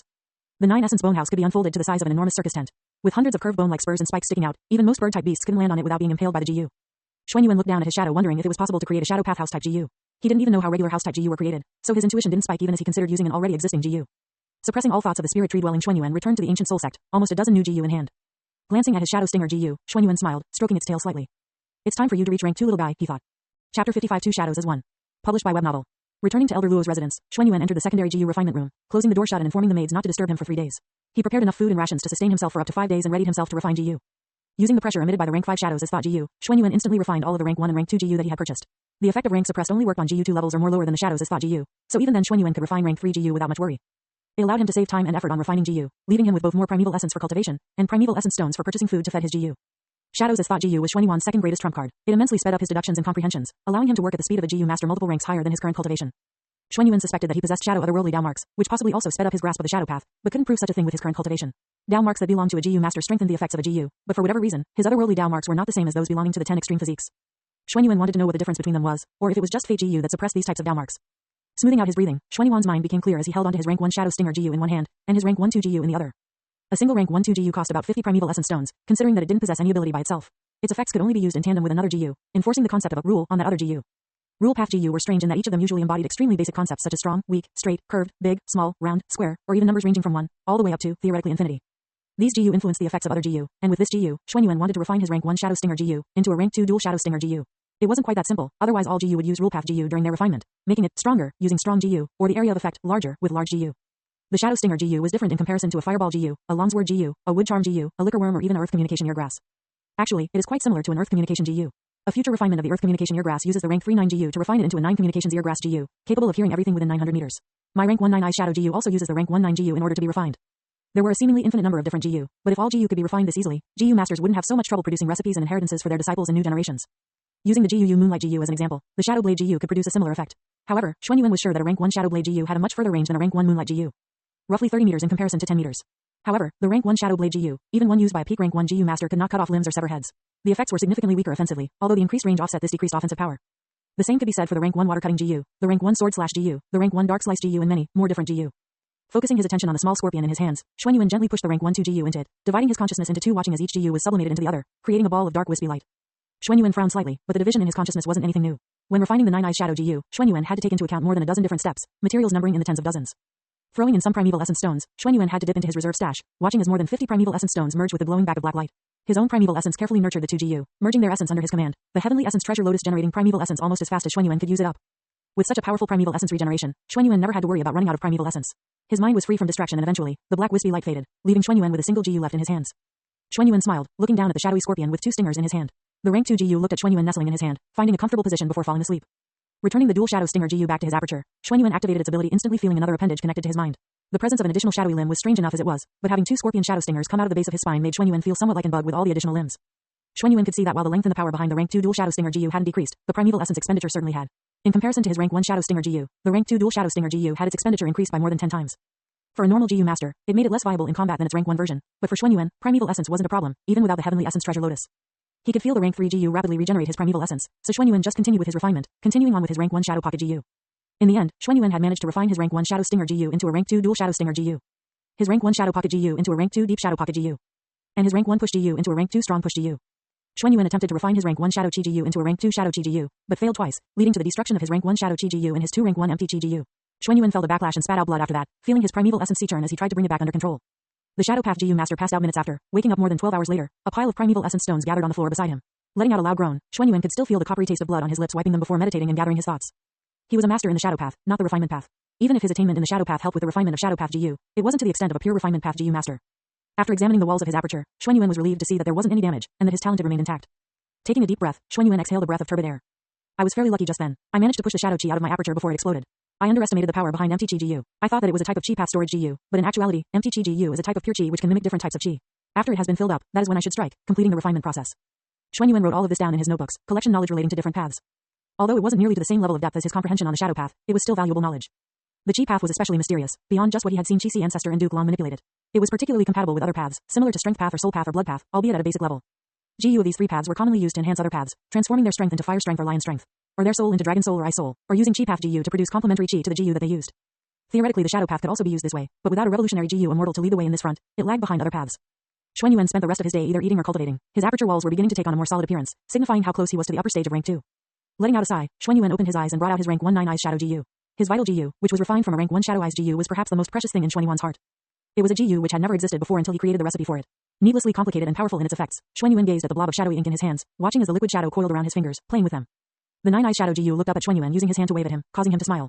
The glint in his eyes becoming much more dangerous as he gazed down at his vital GU. I've decided the direction that I want to nurture you, he said. The rank 1 GU, limited in its intelligence, just continued waving Xuanyuan's own hand at him, causing him to shake his head, the smile still pulling at the corners of his mouth. Xuanyuan had been thinking of the possibilities of other variations of the 9 eyes shadow GU, and neglected to develop future refinements of his vital GU. His attainment limited somewhat, but now that it had been resolved, Xuanyuan could feel his intuition pushing him in a specific direction. The power of 9 eyes shadow GU lies in two parts. Firstly, in its ability to passively enhance eyesight. Secondly, in its ability to let a GU master see through the eyes of their shadow. The first is much more valuable, even if the enhancement doesn't apply to the entirety of my body. I want to create a GU which can enhance the entirety of my body. A shadow path GU. The 9 eyes shadow GU is a good start, but I can do better. I can do more. If it is possible to use 9 eyes to enhance the eyesight, then it should be possible to use 9 of something to enhance the entirety of my body. All 9s return to 1. The only question is, what do I choose as the route of advancement? Xuanyuan knew that the effects of a mortal GU were limited, but if something like a mortal second aperture GU was possible in the future, then perhaps this GU would be possible in the future as well. So long as he was determined, Xuanyuan would reach the zenith and become an overlord of the shadow path. Calming the emotions in his heart, Xuanyuan let out a small sigh, shaking his head. His thoughts drew him to the shadows as thought GU hiding in the depths of his shadow, causing him to blink for a moment before an interesting thought appeared in his mind. If twin shadow GU is theoretically possible, then shouldn't two shadows as one GU be possible as well? Chapter 56 Meeting about the expedition. Published by web novel. Xuanyuan had created a rough idea in his head of the development path that he wished to take his vital GU. The 9 eyes shadow GU was an excellent rank 1 GU, but when Xuanyuan looked towards the future, he found sticking to the concept of eyes limiting, preventing him from developing higher ranks of the GU with more powerful and interesting effects. The rank 1 Moonlight GU from the GU clan possessed at least 6 different rank 2 variations or refinements. While Xuanyuan knew that due to the complexity and the difficulty behind the refinement of the 9 eyes shadow GU there wouldn't be as many possible paths, anything was theoretically possible with a high enough attainment and a high enough cultivation. Xuanyuan had the incomplete GU recipe for the rank 2 twin shadow GU, so theoretically, there should be some sort of GU which can perform the opposite effect. If a killer move was considered an incomplete GU recipe, then if Xuanyuan could refine the twin shadow GU and then derive a mortal killer move capable of combining two shadows into one, he'd be taking a step in the right direction. Xuanyuan decided he was going to focus the majority of his attention on deducing the incomplete steps and GU materials for the rank 2 twin shadow GU, before attempting to create his own killer move. Even if he wanted to stay and research GU in the safety of the ancient soul sect, Xuanyuan needed experience in traveling throughout the GU world, and wanted to learn more about the world outside the boundaries of the ancient soul sect. He had only seen the 5 regions through the eyes of Feng Yuan, or Duke Long, or Star Constellation, or Thieving Heaven during his previous life. He had gotten glimpses into the lives of others during their dream realm, but other than that, he only saw the 5 regions, and barely dived into the expansive worlds of Black Heaven and White Heaven. Xuanyuan still had unanswered questions regarding the destruction of the other immemorial 9 heavens. About the 10 extreme physiques and their relationship with Dao marks in the human path. About the numerous secluded domains of heaven and earth, and the interaction between a Venerable and their Dao fields. He honestly resonated with Feng Yuan's words whenever he remembered pieces of his previous life. White snow blankets the land as I travel alone through heaven and earth. Alone without any attachments, my solitary shadow travels freely. Xuanyuan himself wanted to travel throughout the 5 regions, seeing everything that the world had to offer. He didn't want to be like Thieving Heaven, endlessly searching for a way home. Nor did he want to be like Heaven refining, chasing after eternity and immortality. Xuanyuan himself admired the personality and resolve of Limitless, spending millions of years researching the great Dao. He admired the strength and unfettered nature of Reckless Savage, traveling the 5 regions freely, doing whatever he wanted, whenever he wanted to do it. Xuanyuan couldn't quite resonate with Star Constellation, Genesis Lotus or Spectral Soul, but could sympathize with Red Lotus for his disgust against Fate GU, and considered Paradise Earth extraordinarily talented to create his own physique using GU. Primordial Chi believed in the supremacy of man and spent the majority of his life suppressing the other variant human races. The enslavement path and the human path were not compatible by nature, but Xuanyuan didn't particularly care for Primordial Chi, or any of the immortal venerables other than Paradise Earth. Xuanyuan felt the emotions in his heart stir as the thought about traveling the GU world freely and unfettered. Opening his eyes and focusing on the reality around him, he could hear the final member of his group arrive, causing everyone else in the room to instantly move their gaze towards Longxi. The peak rank 2 shadow path GU master froze, feeling the gazes of 9 other people focus all on her, and just scratched the back of her head, her cheeks somewhat flushed as she avoided everyone's gaze. Sorry to make everyone wait. There was a particularly earnest student of mine which kept asking me questions after class. I don't know about all of you, but after this most recent tournament, quite a number of disciples are suddenly interested in the shadow path. I wonder whose fault that could be. The gazes of everyone present shifted from Longxi to Xuanyuan, the latter just rolling his eyes, smiling softly at Longxi. He tapped the table rhythmically, his expression blasé, his eyes shining with amusement. Don't tell me that you don't like the new revenue, Longxi. You used to only teach myself and Little Gong. Now, each week you earn more than 50 primeval essence stones to teach disciples about the shadow path. Your gains are even larger than Yu Zhang'er recently. Longxi paused before sticking out her tongue, playfully moving towards Yu Zhang'er and gracefully sitting beside her. Her appearance was extraordinarily high, enough for Tai Yang's and Song Pei's gaze to linger on her for a moment before glancing at each other.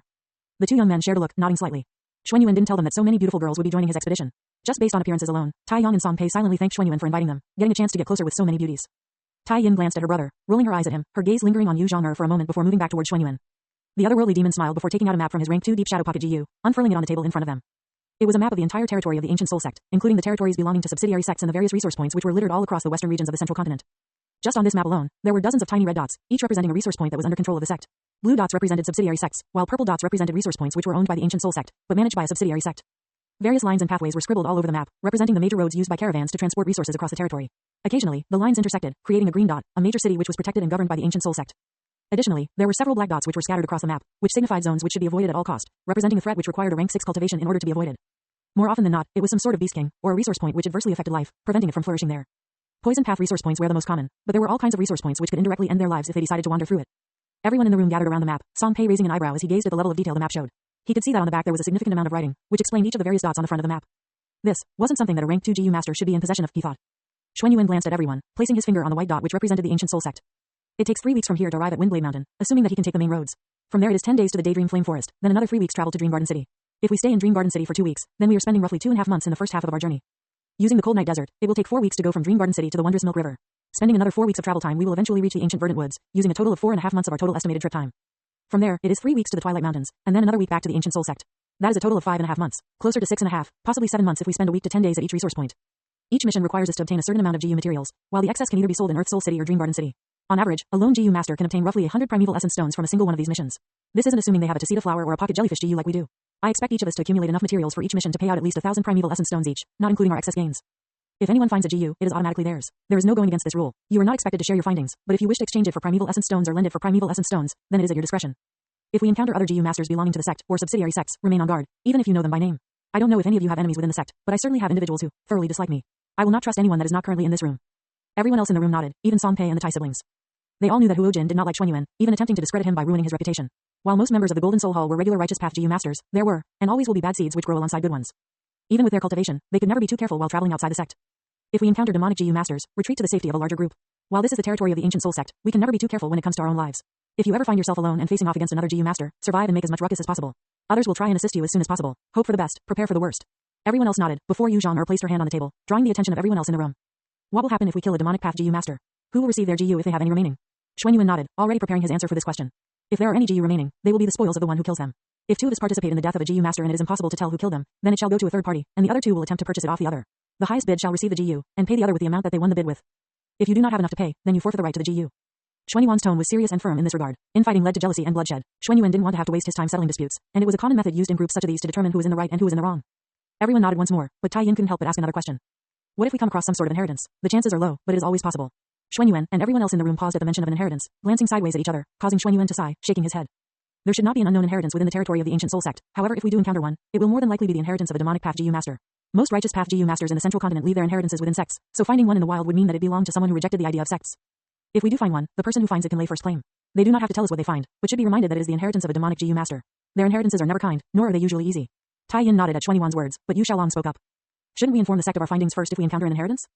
Xuan Yuan glanced at Yu Xiaolong before smiling, responding with a question of his own. If the inheritance belonged to a GU immortal, would you still give up such a chance, Xiaolong? The lightning path GU master straightened his back unconsciously, frowning before shrugging his shoulders. Eventually, the young man chuckled, shaking his head from side to side. I suppose I wouldn't, he said. Xuan Yuan nodded.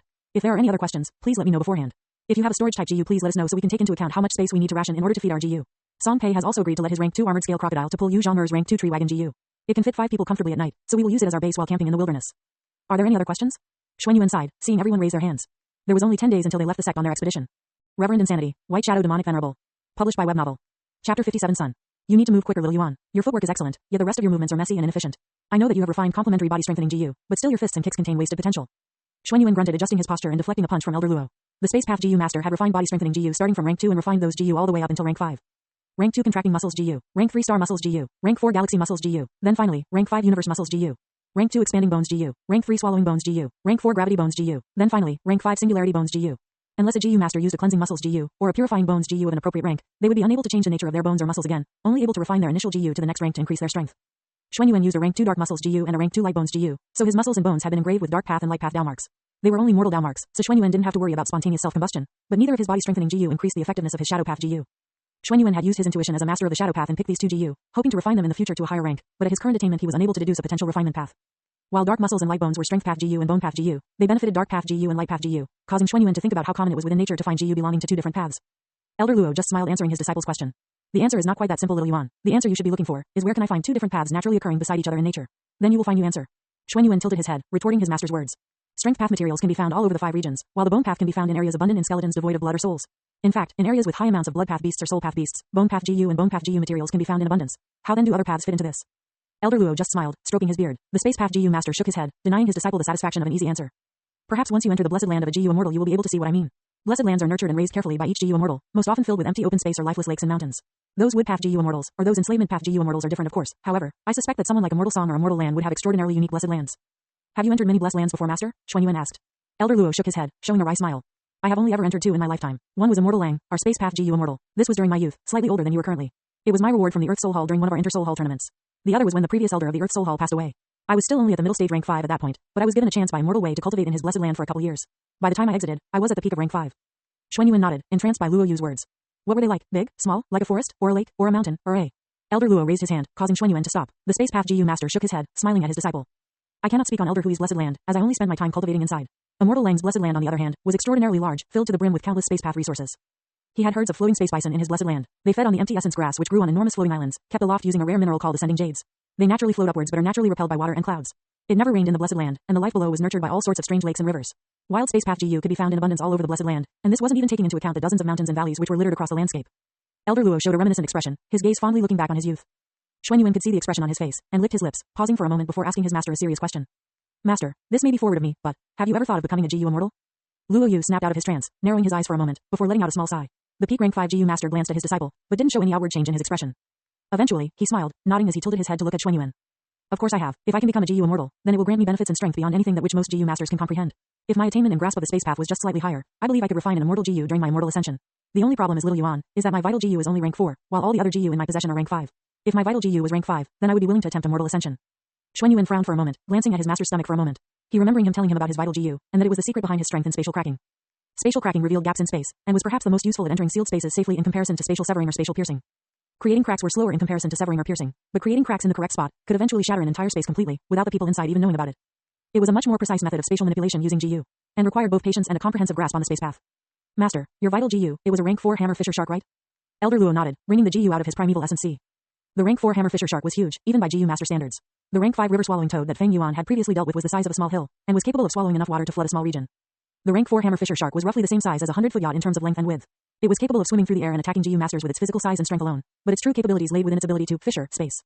The hammer fisher shark could swing its enormous head around and fisher space in a straight line, producing a crack in space roughly a dozen meters in length.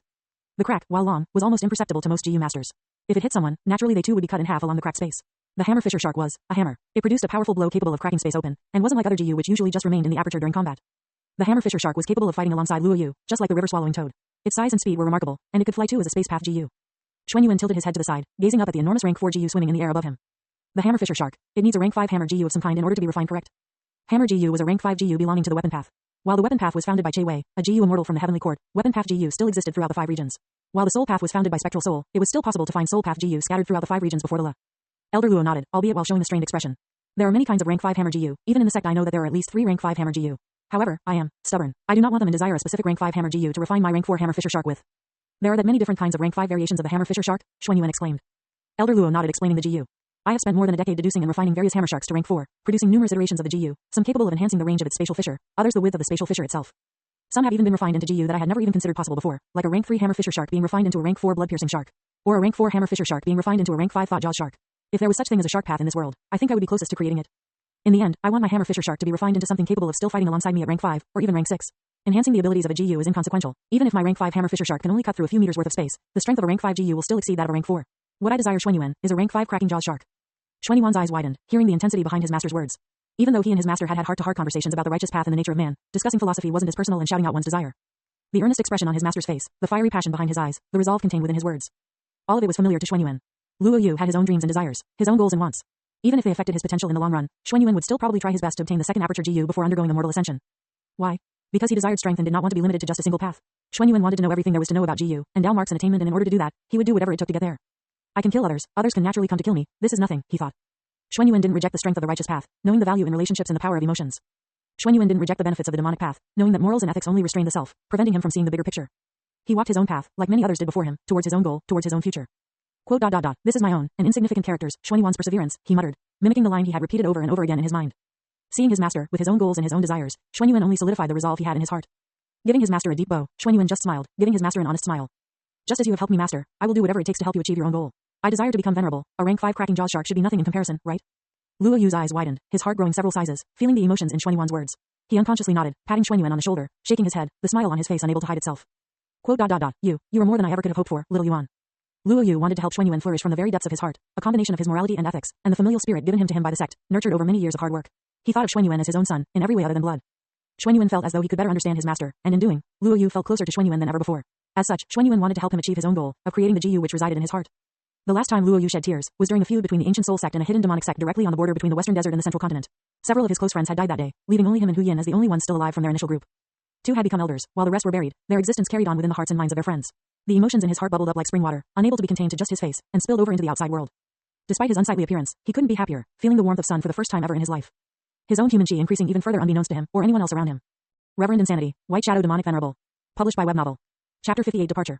Xuan Yuan had decided then and there, that if there was any other path worth comprehending other than the shadow path, it was the space path. There was no guarantee he would receive a similar chance in the future, so it was best to grab what was right in front of him, rather than just dream about obtaining future benefits. With Elder Luo as his master, space path knowledge, refinement methods, comprehension and even all manner of Ji Yu were available to him, Luo Yu carefully showing his disciple the effects and abilities of all of his various space path Ji Yu. Rank 1 cracking shark was capable of cracking space within 3 feet of its body. It was the initial version of Luo Yu's rank 4 hammer fisher shark and possessed a size similar to a mortal tiger shark. Rank 2 fracture shark was capable of fracturing space within a certain area, leaving lingering effects even after the ability was used. It possessed a length of almost 24 feet, and its physical strength exceeded that of a regular rank 1 Ji Yu master. Rank 3 shattering tail shark was a variation of Luo Yu's rank 3 hammer shatter shark which focused the strength of its spatial shattering in the enormous tail behind it. While the effects of the shattering tail shark, spatial shattering were better than the hammer shatter shark, it was significantly smaller than the latter, causing Luo Yu to disregard further methods of refinement. There was rank 4 blood piercing shark which completely transformed the rank 3 hammer shatter shark into a blood path Ji Yu. The blood piercing shark was capable of instantly locking onto traces of Ji Yu master's blood, instantly traveling the shortest distance possible to reach them. It was a type of investigative type Ji Yu, which Elder Luo actually kept, although it did require a target's blood in order to be used. The rank 5 thought jaws shark was capable of devouring thoughts of all different types of thoughts, transforming the space path Ji Yu into a wisdom path Ji Yu. The rank 5 thought jaws shark could actually be used offensively, devouring the thoughts of an opposing Ji Yu master, leaving them vulnerable to an attack. Xuan Yuan suddenly had access to dozens of Ji Yu refinement recipes, all of them related to the basic, rank 1 cracking shark Ji Yu. Some of the Ji Yu refinement recipes were disregarded the moment they stopped being a space path Ji Yu, but Elder Luo did keep some, such as the rank 5 thought jaws shark and the rank 4 blood piercing shark. Xuan Yuan could see all the handwritten notes and deductions his master had made over the years, constantly researching new variations of the same Ji Yu, trying to perfect his initial rank 1 cracking shark into his imagined rank 5 cracking jaws shark. It wasn't even a fraction of all the space path Ji Yu recipes in existence, but Xuan Yuan knew that a complete refinement recipe which allowed a Ji Yu to be refined from rank 1 all the way up to rank 5 could be considered the core of a Ji Yu master's inheritance. Elder Luo had shared everything with Xuan Yuan, multiple complete refinement recipes, even unique variation recipes which could refine a rank 1 cracking shark or a rank 2 fracture shark into a wood path, or even a dark path Ji Yu. Seeing Elder Luo show Xuan Yuan his life's work, he felt the emotions in his heart stir, understanding the generosity and the strength of the righteous path. He could comprehend why the sect system which Primordial Origin created was considered the strongest, even 3 million years after his death. The sect system focused on creating bonds of friendship and gratitude, rather than the clan system which created bonds using blood and marriage. The clan system prevented talented outsiders from joining, while the sect system embraced it, allowing for even talented mortals to jump through the Dragon's Gate. Even if a clan had thousands of members, if more than half were either D-grade or C-grade talents, their future achievements could only be limited. Resentment and jealousy were even more easily nurtured than love and familial bonds. This led to infighting and internal conflicts between factions. On the other hand, every single member of the ancient soul sect, and the 10 great sects in general were of a B-grade talent or higher. The 10 great sects protected and nurtured mortals, knowing that a fresh batch of talented disciples were destined to be born every year, from all corners of the central continent. Xuan Yuan wasn't so easily swayed by the ancient soul sect, and only placed his gratitude in the hands of Elder Luo. If Elder Huo or Elder Fang were to die tomorrow, it wouldn't even create ripples in Xuan Yuan's heart. If Elder Hu, Elder Gong or even Elder Kong were to be killed, perhaps Xuan Yuan would feel saddened by their deaths, but wouldn't even hesitate, trying to seek benefits from it. Elder Luo patted Xuan Yuan on the shoulder, gesturing for him to open his hands, gently placing a Ji Yu within it. Xuan Yuan's eyes widened, seeing the familiar Ji Yu in his hands. Rank 2 shark strength Ji Yu. Luo Yu smiled at Xuan Yuan, patting the small black and white shark in his hands, watching as it squirmed in his disciple's hands. When you return from your missions, I hope that you will be a rank 3 Ji Yu master. By then, I will teach you the recipe to refine this rank 2 shark strength Ji Yu into a rank 3 grand shark strength Ji Yu. I'm sure that with your intelligence Xuan Yuan, you should be able to refine your own cracking shark. If you truly want to help me refine my rank 5 cracking jaws shark, then perhaps you should be able to refine a rank 3 shattering tail shark, or one of the other rank 3 variants. Xuan Yuan's eyes widened at Elder Luo's words, but just nodded resolutely. Smiling, he let out a deep breath, cupping the rank 2 shark strength Ji Yu in his hands. I will not let you down, master. Xuan Yuan had in his possession 2 different types of body strengthening Ji Yu. Light bones Ji Yu and dark muscles Ji Yu to strengthen his foundations, and with his new rank 2 shark strength Ji Yu, Xuan Yuan would eventually gain the strength of a single shark in his body. While it was a limited increase overall, his jaw strength had increased tremendously. Xuan Yuan could crush bones in his mouth with just physical strength, but suppressed a wince as bone shards stuck into his gums and tongue. He needed to be careful while eating not to crush his own tongue accidentally. Additionally, his underwater capabilities dramatically underwent improvement, allowing Xuan Yuan to swim faster and handle extreme depths much better than the average Ji Yu master. Xuan Yuan wasn't a strength path Ji Yu master, so he didn't want to refine too many different beast strength type Ji Yu, but the shark strength Ji Yu was an extremely useful Ji Yu for any Ji Yu master. With this new Ji Yu, Xuan Yuan had an extraordinary amount of Ji Yu for a rank 2 Ji Yu master. If it wasn't for the heavenly essence treasure lotus which produced 50 primeval essence stones a day, Xuan Yuan wouldn't be able to keep up feeding so many different Ji Yu. Rank 1 9 eyes shadow Ji Yu. Rank 1 push Ji Yu. Rank 1 stepping shadow Ji Yu. Rank 1 liquor worm.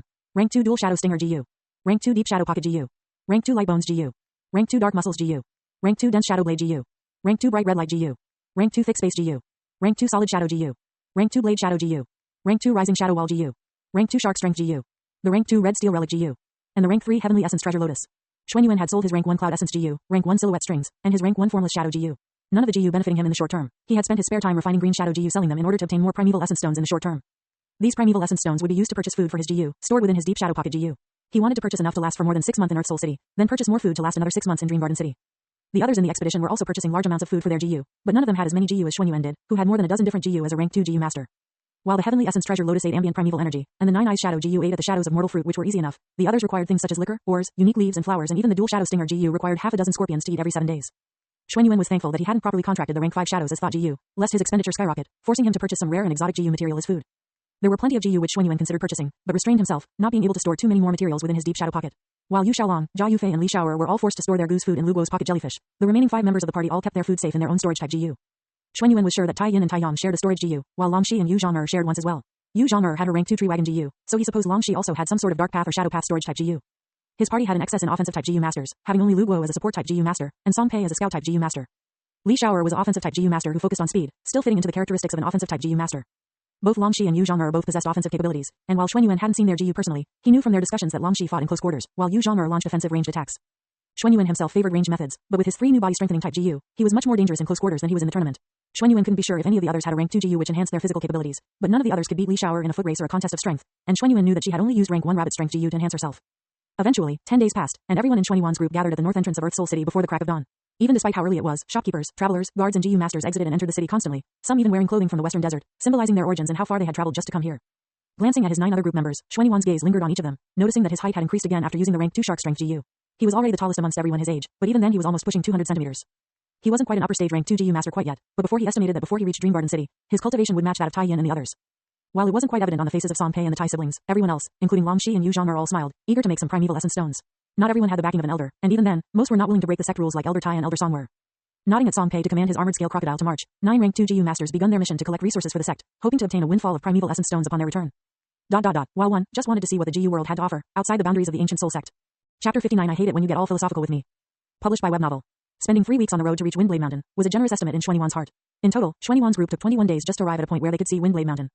While the first week traveling away from False Soul Mountain was mostly downhill and still within the limits of the ancient soul sect's control, every day after it was primarily uphill, a slight slope downhill eventually transforming into a sudden upward incline.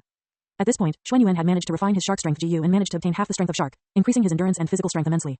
Li Xiaoer had her rabbit strength GU which also increased her agility and the strength of her legs, but the others were not so lucky. Song Pei was an enslavement path GU master, so his GU centered around the domination, manipulation and enhancement of certain crocodile species beasts. He could control this armored scale crocodile and a few regular crocodile beasts but refrained from doing so, unable to sustain so many beasts at once. He primarily rested on top of his armored scale crocodile, but switched out every few hours with Lu Guo and the others, causing most of them to sigh, wiping the sweat from their brows.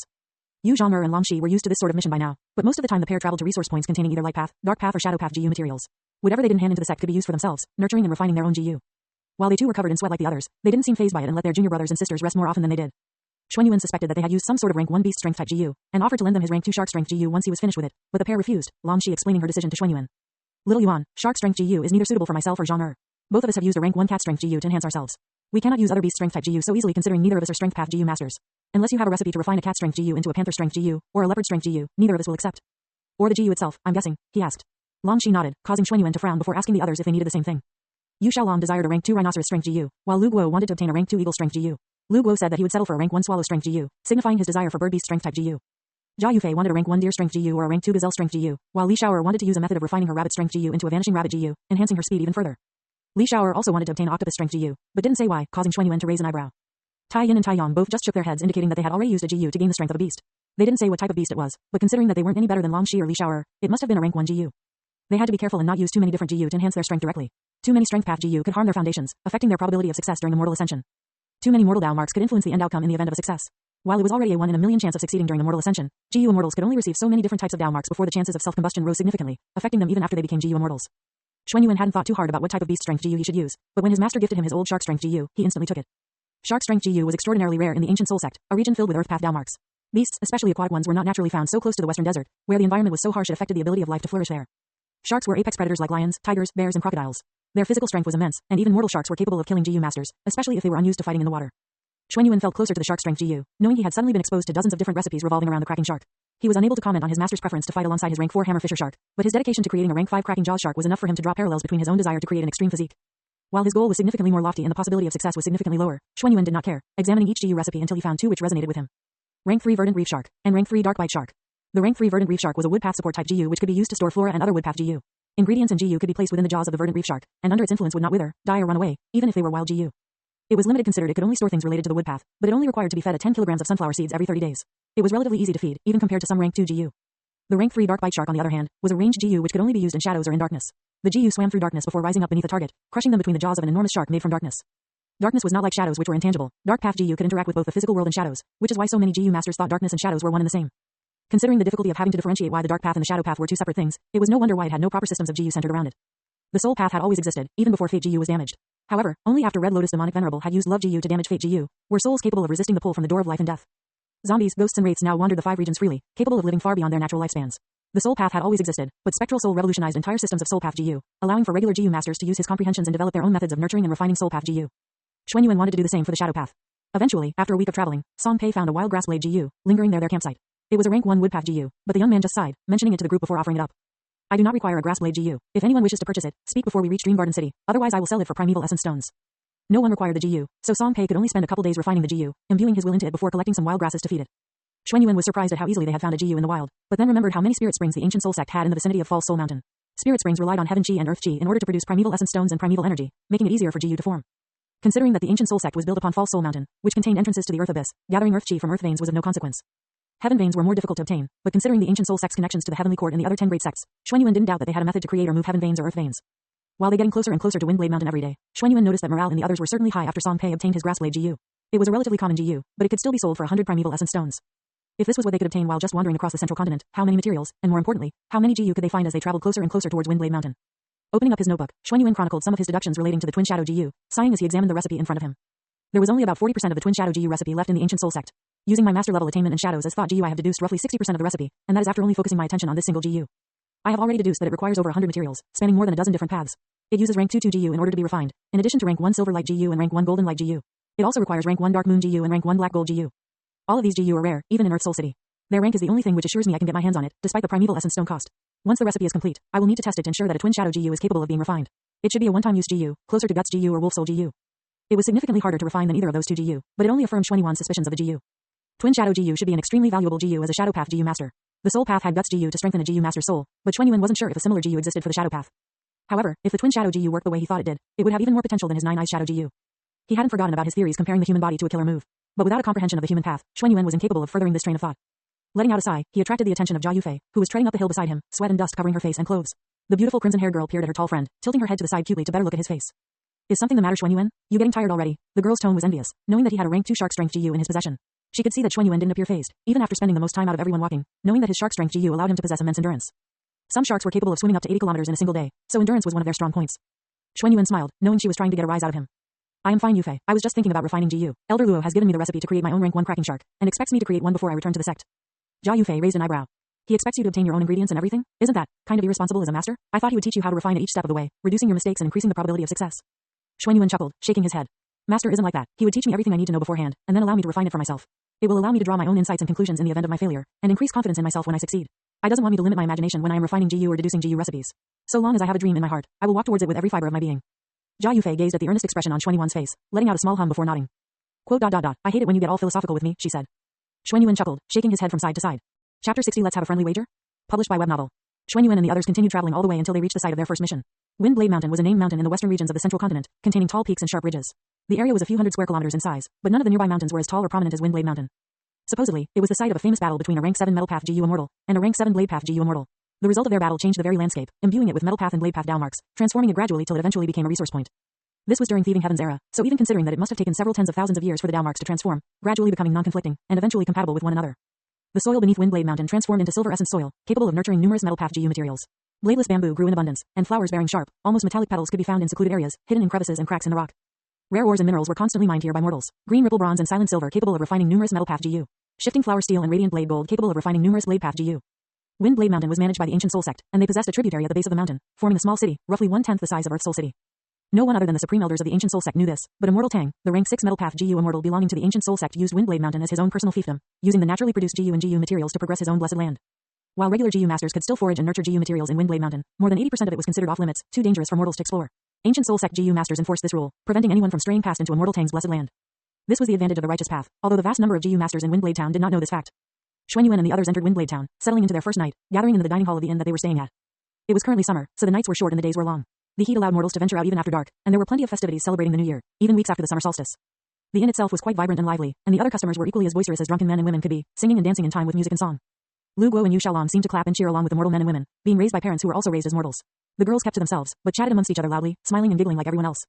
Tai Yin, Tai Yong and Song Pei seemed somewhat out of their depth in such an environment, not sure what to do when surrounded by so many mortals. The three elder descendants just ate their meals and drunk their drinks, listening to Xuan Yuan speak. We'll spend 10 days in Windblade Town exploring Windblade Mountain.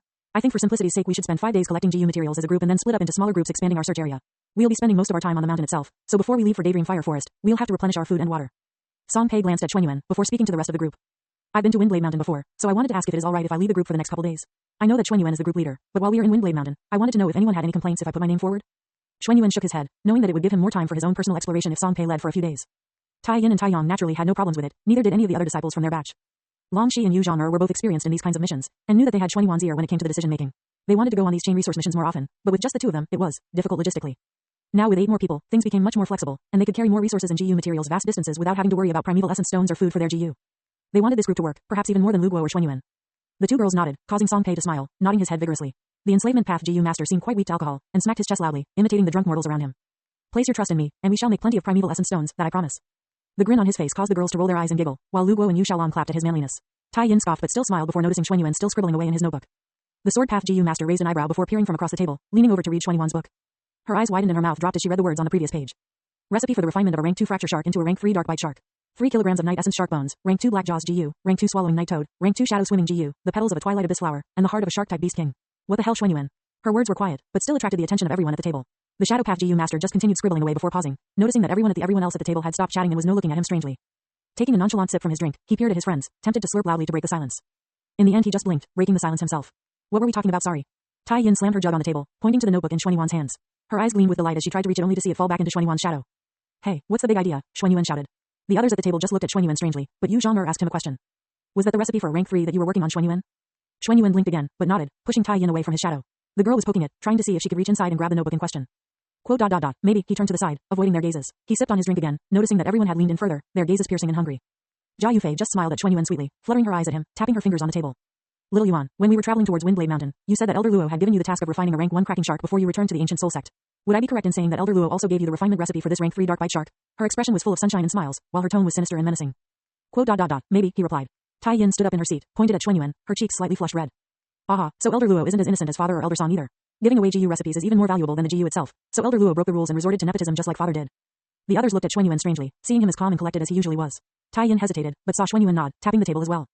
It would be nepotism as the recipe belonged to the sect. However, Master developed the recipe for the rank 3 dark bite shark all on his own, and as its creator is able to freely hand out recipes to any disciple should he see fit.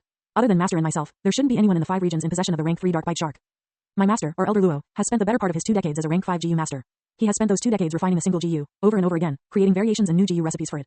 The rank 1 cracking shark is a powerful space path GU, and in the refinement soul hall, a disciple can find the recipe for a rank 2 fisher shark and a rank 3 shattering tail shark. Other variations of this single GU probably only exist in Elder Luo's hands. This is his legacy. This was the inheritance that he was going to leave behind after his death. Now that I am here, technically it is my legacy. His words were fair and just, especially if it was true that Elder Luo created the refinement recipe for the rank 3 dark bite shark himself. Jia Yufei and the others could only grumble, jealous of their friend's status as the personal disciple of an elder. Xuan Yuan reached into his robes before pulling out his notebook from his shadow. Tai Yin's eyes bulged, seeing the notebook disappear through his shadow in the table before reappearing in his hands, her face still flushed from the liquor. Taking out a single page, he folded it before placing it on the table. None of you are space path GU masters, so it doesn't particularly matter if you know this recipe or not. It will benefit you all in the long run, and have little consequences for myself considering its rank. A rank 1 cracking shark is quite a powerful offensive GU, so perhaps you can all test your refinement skills by trying to create one. It doesn't assist in cultivation like a liquor worm, nor can it transform primeval energy into primeval essence like the cloud essence GU. It does not strengthen the foundations of a GU master like ice muscles GU or jade bones GU, nor does it increase physical abilities like shark strength GU or rabbit strength GU. Xuan Yuan put his finger on the folded piece of paper, glancing at the others with a smile on his face. Let's have a friendly wager, shall we? We are all friends here, and in the spirit of competition and rivalry, I will give the person who can refine a rank 1 cracking shark a reward before anyone else. Let's say the GU recipe for the rank 2 fisher shark. You all can test your refinement skills, and potentially gain a new GU out of it. What you do with that rank 1 cracking shark is completely up to you as well. I won't say a word should you decide to sell it or trade it away. Long Shi and Yu Zhang'er's eyes widened, the latter blinking for a second before narrowing her eyes. She gave Xuan Yuan a once-over, seeing through his handsome face and gentile expression. Why, you have no reason to do such a thing, Xuan Yuan. Are you trying to pit us against each other? Xuan Yuan just shook his head, gesturing to the notebook in his shadow. Not at all, but I find having someone to look up to and compare oneself towards is a great method of stoking the spirit and nurturing the heart. I want this group to work more than anything, Yu Zhang'er, and as the leader, I should lead by example. Tai Yin and Tai Yong shared a look, one that was noticed by Jia Yufei and Long Shi. They knew that Xuan Yuan was the greatest candidate for the position of Abyssal Child, and that as Abyssal Child, he had access to everything that the sect had to offer. The wealth and power at his command exceeded almost anything else in the entirety of Central Continent. The Abyssal Child was a GU immortal seed, so it was expected of him to at the very least, become a peak rank 5 GU master. Perhaps even the supreme elders of the sect would personally assist him during his immortal ascension. Regular disciples might not know this, but as the descendant of an elder, Tai Yin and Tai Yong were naturally privileged enough to know this. Perhaps Xuan Yuan too knew this, as was already playing the role of Abyssal Child. My strength is your strength, and your strength is naturally my strength. We are stronger together than against each other. Knowledge is nothing special in comparison to human life. If this makes you stronger in the long run, then sacrificing knowledge is just a small price to pay. Xuan Yuan grinned. Quote ... And besides, I have a bet going with Elder Gong to see which one of you can refine it first. He says all of you are too dumb to succeed in refining the crack shark. His grin grew larger, feeling the insults and pieces of food thrown at him bounce off him using his strong push GU. The expressions on their faces regaining their light and smiles as they continued to laugh and shout alongside the mortals around them. Chapter 61 Breakthrough. Published by Web Novel. Later that night, everyone retreated back to their own rooms. While everyone paired up in groups of 2 or 3, sharing the expenses of their rooms together, Xuanyuan slept in a small room by himself, causing Yu Zhong'er to raise an eyebrow watching as the handsome young man walked up the stairs, retiring for the night. Song Pei was discussing possible routes with Lu Guo and Yu Xiaolong, while Tai Yong was discussing the fire path with Jia Yufei, leaving Li Xiaoer and Tai Yin to chat about GU and their martial arts. Yu Zhong'er's gaze lingered on Xuanyuan for a few moments, before she felt a familiar presence poking at her cheek gently. If your gaze lingers any longer, Zhong'er, the others might think you fancy little Yuan. Long she smiled, sitting down beside her best friend. The light path GU master rolled her eyes, before smiling shaking her head. I am not interested in younger men, little dragon. Although Xuanyuan may have the mindset and physicality of someone older, I am still his senior sister. And besides, you had your eyes on him first, she replied. Long she giggled, slapping her friend's arm playfully. The two beautiful girls attracted the glances of many men and women that passed through the inn, but seeing the robes of the ancient soul sect instantly reminded them of the distance between GU masters and mortals. Although mortals were not suppressed in the central continent, and we in fact nurtured by the 10 great sects of the righteous path, there was a difference in status between the two that divided them into 2 clear separate classes. Even after 3 million years, mortals were not GU masters, and GU masters were no longer mortals. These were the rules and regulations that were decided by man, not mandated by the heavens and the earth. Yu Zhong'er just gazed down at her small cup of wine, shaking her head, her thoughts drawn to the figure that retired back upstairs. Xuanyuan, I wonder why he decided to give away the recipe for the cracking shark. I was suspicious of his intentions, but after examining it closely I can tell that it is the real deal. A recipe like this would probably cost about 2,000 primeval essence stones. And yet he gave it away like it was nothing. Long Shi raised an eyebrow. Little Yuan has always been generous, right? I mean, he was definitely losing out when it came to exchanging the 4 flavors liquor worm recipe, and yet he still did it anyway. From what I heard in the refinement soul hall, Elder Gong praises Xuanyuan for his GU refinement, constantly badgering other disciples to be more like him. Perhaps a rank 1 GU recipe is nothing much in his eyes. Yu Zhong'er suppressed a scoff, but just nodded at Long Zai's words. This is the difference between talent. Both of us are 2 years older than him. Both of us are great talents with primeval essence Cs exceeding 90%. Both of us come from mortal backgrounds just like he has, and yet in comparison to Xuanyuan, we still lose in terms of comprehension. We read the legends of Renzu, and find enjoyment and satisfaction in a story. He reads the legends of Renzu and deduces the myriad natures of heaven and earth. We look to the land, sea and sky and see a boundless horizon, a beauty in the natural essence of the world.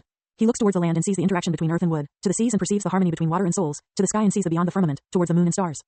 I admit, I am envious little dragon. Before I thought that if I was born a man, I would not have to worry about Huojin and focus solely on my GU. I was talented enough to exceed everyone else in my generation, to reach beyond rank 5 and become a GU immortal. But after seeing Xuanyuan, I feel inferior. Long Shi fell quiet, and a strange tension filled the air. Between the two of them, there were no secrets. That was the pact they made when they were younger. Long Shi was Yu Zhong'er's sister in every way that mattered other than blood, and even told her about the time when she was nearly assaulted by her older brother, watching as her older sister killed him, feeling the splatter of blood on her face. The 2 people that she loved most in the world died that day, and eventually, Yu Zhong'er left behind the mortal world, joining the ancient soul sect and becoming a GU master. Long Zai's past wasn't as troubled as Yu Zhong'er's, but she still experienced the same hardship, even after joining the ancient soul sect. The shadow path GU master raised an eyebrow, shaking her head, drawing the attention of her friend. You think I don't know that? You think I don't know what that feels like? Xuanyuan was my student, and now he has surpassed me in every aspect relating to the shadow path. Her voice grew deeper, as emotion seeped into his words. Yu Zhong'er blinked before raising her hands, shaking her head. You know what I mean, Shi-er. This isn't just about me, or you, or any of the others. This is about Xuanyuan. We need to stop comparing ourselves to him. That is what I am trying to say. Long Shi glared at Yu Zhong'er before grunting, folding her arms beneath her chest, pouting as if nothing had just happened. I know that, but it still annoys me when I think about it, she said. The pair of beautiful girls remained silent for a while, before Yu Zhong'er shrugged her shoulders, taking a large sip of wine. Her cheeks resembled Tai Yin's from a few hours ago, causing her cheeks to gain a rosy tint to them. It is too bad that he is younger, she muttered. Long Shi raised an eyebrow mischievously. Powerful individuals have no trouble attracting many admirers. Has my Zhong'er finally met someone that she admires? Long Shi grinned. Yu Zhong'er shrugged her shoulders, her inhibition slipping. If Xuanyuan becomes a rank 5 GU master, he will be permitted to take on multiple wives. While the ancient soul sect follows the sect system, those with strength will always be able to shape the rules to their own liking. Such is the way of the world, little dragon. Long Zai's mouth dropped, hearing the open admission from her friend. She was 2 years his senior, and yet she was thinking of letting her junior brother take her as his wife. Unbeknownst to Xuanyuan, the 2 girls chatted about him downstairs, while his gaze was firmly placed on the notebook in front of him. I cannot focus all of my attention on Master's problem. I have my own research and refinement to complete. They are all talented GU masters. If even one of them can come up with an original idea worth developing, then that will be fine. While they can work on the cracking shark, I will work on completing the twin shadow GU. Xuanyuan thought it was hypocritical to use his so-called friends to research GU for him, but he just shook his head, rolling his eyes at that thought. This was the definition of the righteous path. Those at the top use those at the bottom to complete their dirty work, gaining all the benefits without having to move a finger themselves. While the demonic path very much agreed with Xuanyuan, the righteous path also had its own strengths. Gazing at the completed portions of the twin shadow GU recipe, Xuanyuan nodded, having completed more than 70% of the GU recipe. Deductions became easier as more and more sections of the recipe were completed and refined, making it easier in the latter stages to finish the recipe than it was in the beginning. He had several other GU recipes to complete after this, but knew that the twin shadow GU would be a turning point in his comprehension of the shadow path. He initially thought that the twin shadow GU might require the death of a GU master of an equivalent rank and talent, but as he progressed further into his research, found that the twin shadow GU was much different than he originally thought. The twin shadow GU is creation that follows destruction. The recipe for the twin shadow GU revolved around 3 specific rank 2 GU. While Xuanyuan had only deduced 2 of them, he still had to deduce the method to refine the third in order to complete the rest of the recipe. He didn't include 2 GU, considering that he could just purchase it, but including rank 2 GU, it required a total of 4 rank 2 GU. The first one was the rank 2 blood path GU, wound GU. Obtaining this GU in of itself was difficult, so Xuanyuan had no choice but to try and refine it himself, going against the methods of the righteous path and killing mortals in order to do so. Wound GU required the wounds of multiple women in order to be refined, and considering that he possessed the shadow of a human, he required human wounds in order to refine this GU. The second GU was significantly easier, considering that it was a shadow path GU. It wasn't even a rare GU, and Xuanyuan also had the recipe for it, so obtaining the materials was only a matter of time. Rank 2 carving shadow GU. This GU took the form of a hammer and chisel and allowed a GU master to carve through shadows like they were stone. This type of GU was commonly used during refinement, so it wasn't at all rare in the scheme of things. Xuanyuan just bit his lip, knowing what he would have to do with it though. I have to carve up my own shadow, shaping into 2 distinct forms. I will use supplementary GU to place the shadows into the rank 2 womb GU before using primeval essence stones, GU materials in this unknown rank 2 GU to refine it into twin shadow GU. Carving up my own shadow. This will be even more painful than using light bones GU or dark muscles GU. I will be reshaping myself using my shadow as a conduit. There will definitely be a lot of blood. As in, I might die from blood loss. Xuanyuan closed his notebook before clearing his mind and entering a meditative state. He cleared his mind of any excess thoughts before focusing on his primeval essence C, letting out a deep breath before commanding his scarlet red primeval essence to churn, colliding and smashing against his aperture walls. Primeval essence constantly battered against his water membrane aperture walls, causing cracks to appear all over the walls of his aperture. His scarlet red primeval essence was absorbed, nurturing the walls of his primeval essence C, gathering over and over again, as if Xuanyuan had a seemingly limitless amount of primeval essence. The heavenly essence treasure lotus in his aperture constantly released primeval essence compatible with Xuanyuan's primeval essence C. As a rank 2 GU master, he should have a limited amount of primeval essence at his disposal, but with the heavenly essence treasure lotus, Xuanyuan's primeval essence was been replenished faster than he could spend it. Gritting his teeth, Xuanyuan suppressed a roar, grunting deeply as a final wave of scarlet red primeval essence smashed against the walls of his aperture. The final remnants of his water membrane walls were destroyed, quickly being replaced by stone-like membrane walls, containing within them crimson red primeval essence. Xuanyuan smiled but didn't stop there, instantly crushing the rank 2 red steel relic GU in his aperture, watching as the mysterious power within it collided against his aperture walls once more. The newly formed stone membrane walls of his aperture were shattered, and swiftly being replaced with a crystal-like membrane wall. His primeval essence quickly transformed from scarlet red to crimson red all the way to a bloody, dark red color. Within a matter of moments, Xuanyuan had gone from a middle stage rank 2 GU master cultivation, all the way to a peak stage rank 2 GU master cultivation. Grinning, her relished in the sensation of his dark red primeval essence. Letting out a loud exhale, Xuanyuan gazed up towards the moon, smiling as he tried to reach out and cradle it in his hands. Men, should be cool, right? The sounds of Xuanyuan's laughter echoed into the night, while the quiet discussions of his friends lingered deep within each of their minds. Chapter 62 Steel Feather Hawks. Published by Web Novel. With his dark red primeval essence C, Xuanyuan was much more confident in exploring Windblade Mountain. Even with the heavenly essence treasure lotus, Xuanyuan was still worried considering that most of his GU were now rank 2, which came with a significantly higher primeval essence expenditure. Xuanyuan's main offensive power laid in his dual shadow stinger GU and his dense shadow blade GU. Each one was capable of mid to long range combat respectively, and while the strength of his dense shadow blade GU could be increased with bright red light GU, his dual shadow stinger grew more flexible with the additional shadowy limb. Xuanyuan practiced on several beasts on the way to Windblade Mountain and was shocked to see the huge shadowy scorpion stinger pierce straight through the shadow of a thick fur boar, instantly killing it. The thick fur boar had never experienced combat against GU masters, so how could it know to protect its shadow from attacks? The shadow path could be quite effective against beasts who did not understand the need to watch their own shadow. Even against GU masters, if Xuanyuan used the dual shadow stinger GU in combination with his new solid shadow GU, he could bait them into thinking that it was a physical object, before letting it phase through their attacks, striking directly at their shadow. Xuanyuan wanted to start creating a recipe to refine his 9 eyes shadow GU to rank 2, but kept it on hold for the time being. The twin shadow GU was potentially a game changer for Xuanyuan, so for the time being, it took priority over everything else. He was still adapting to his enhanced physical strength, speed and endurance during combat as well. The time required to travel 100 feet cut in half with the combination of 3 body strengthening type GU. Watching Songpei guide them up the mountain, they had already started gathering precious metal path and blade path materials just a couple hours after ascending the mountain. Metal ink soil, tungsten liquid metal, 9-petaled silver flowers, platinum brass, gold scale beetles. While they had not found any GU, 9-petaled silver flowers were worth about 9 primeval essence stones each, and they had found a bunch, collecting more than 50 primeval essence stones in just 10 minutes.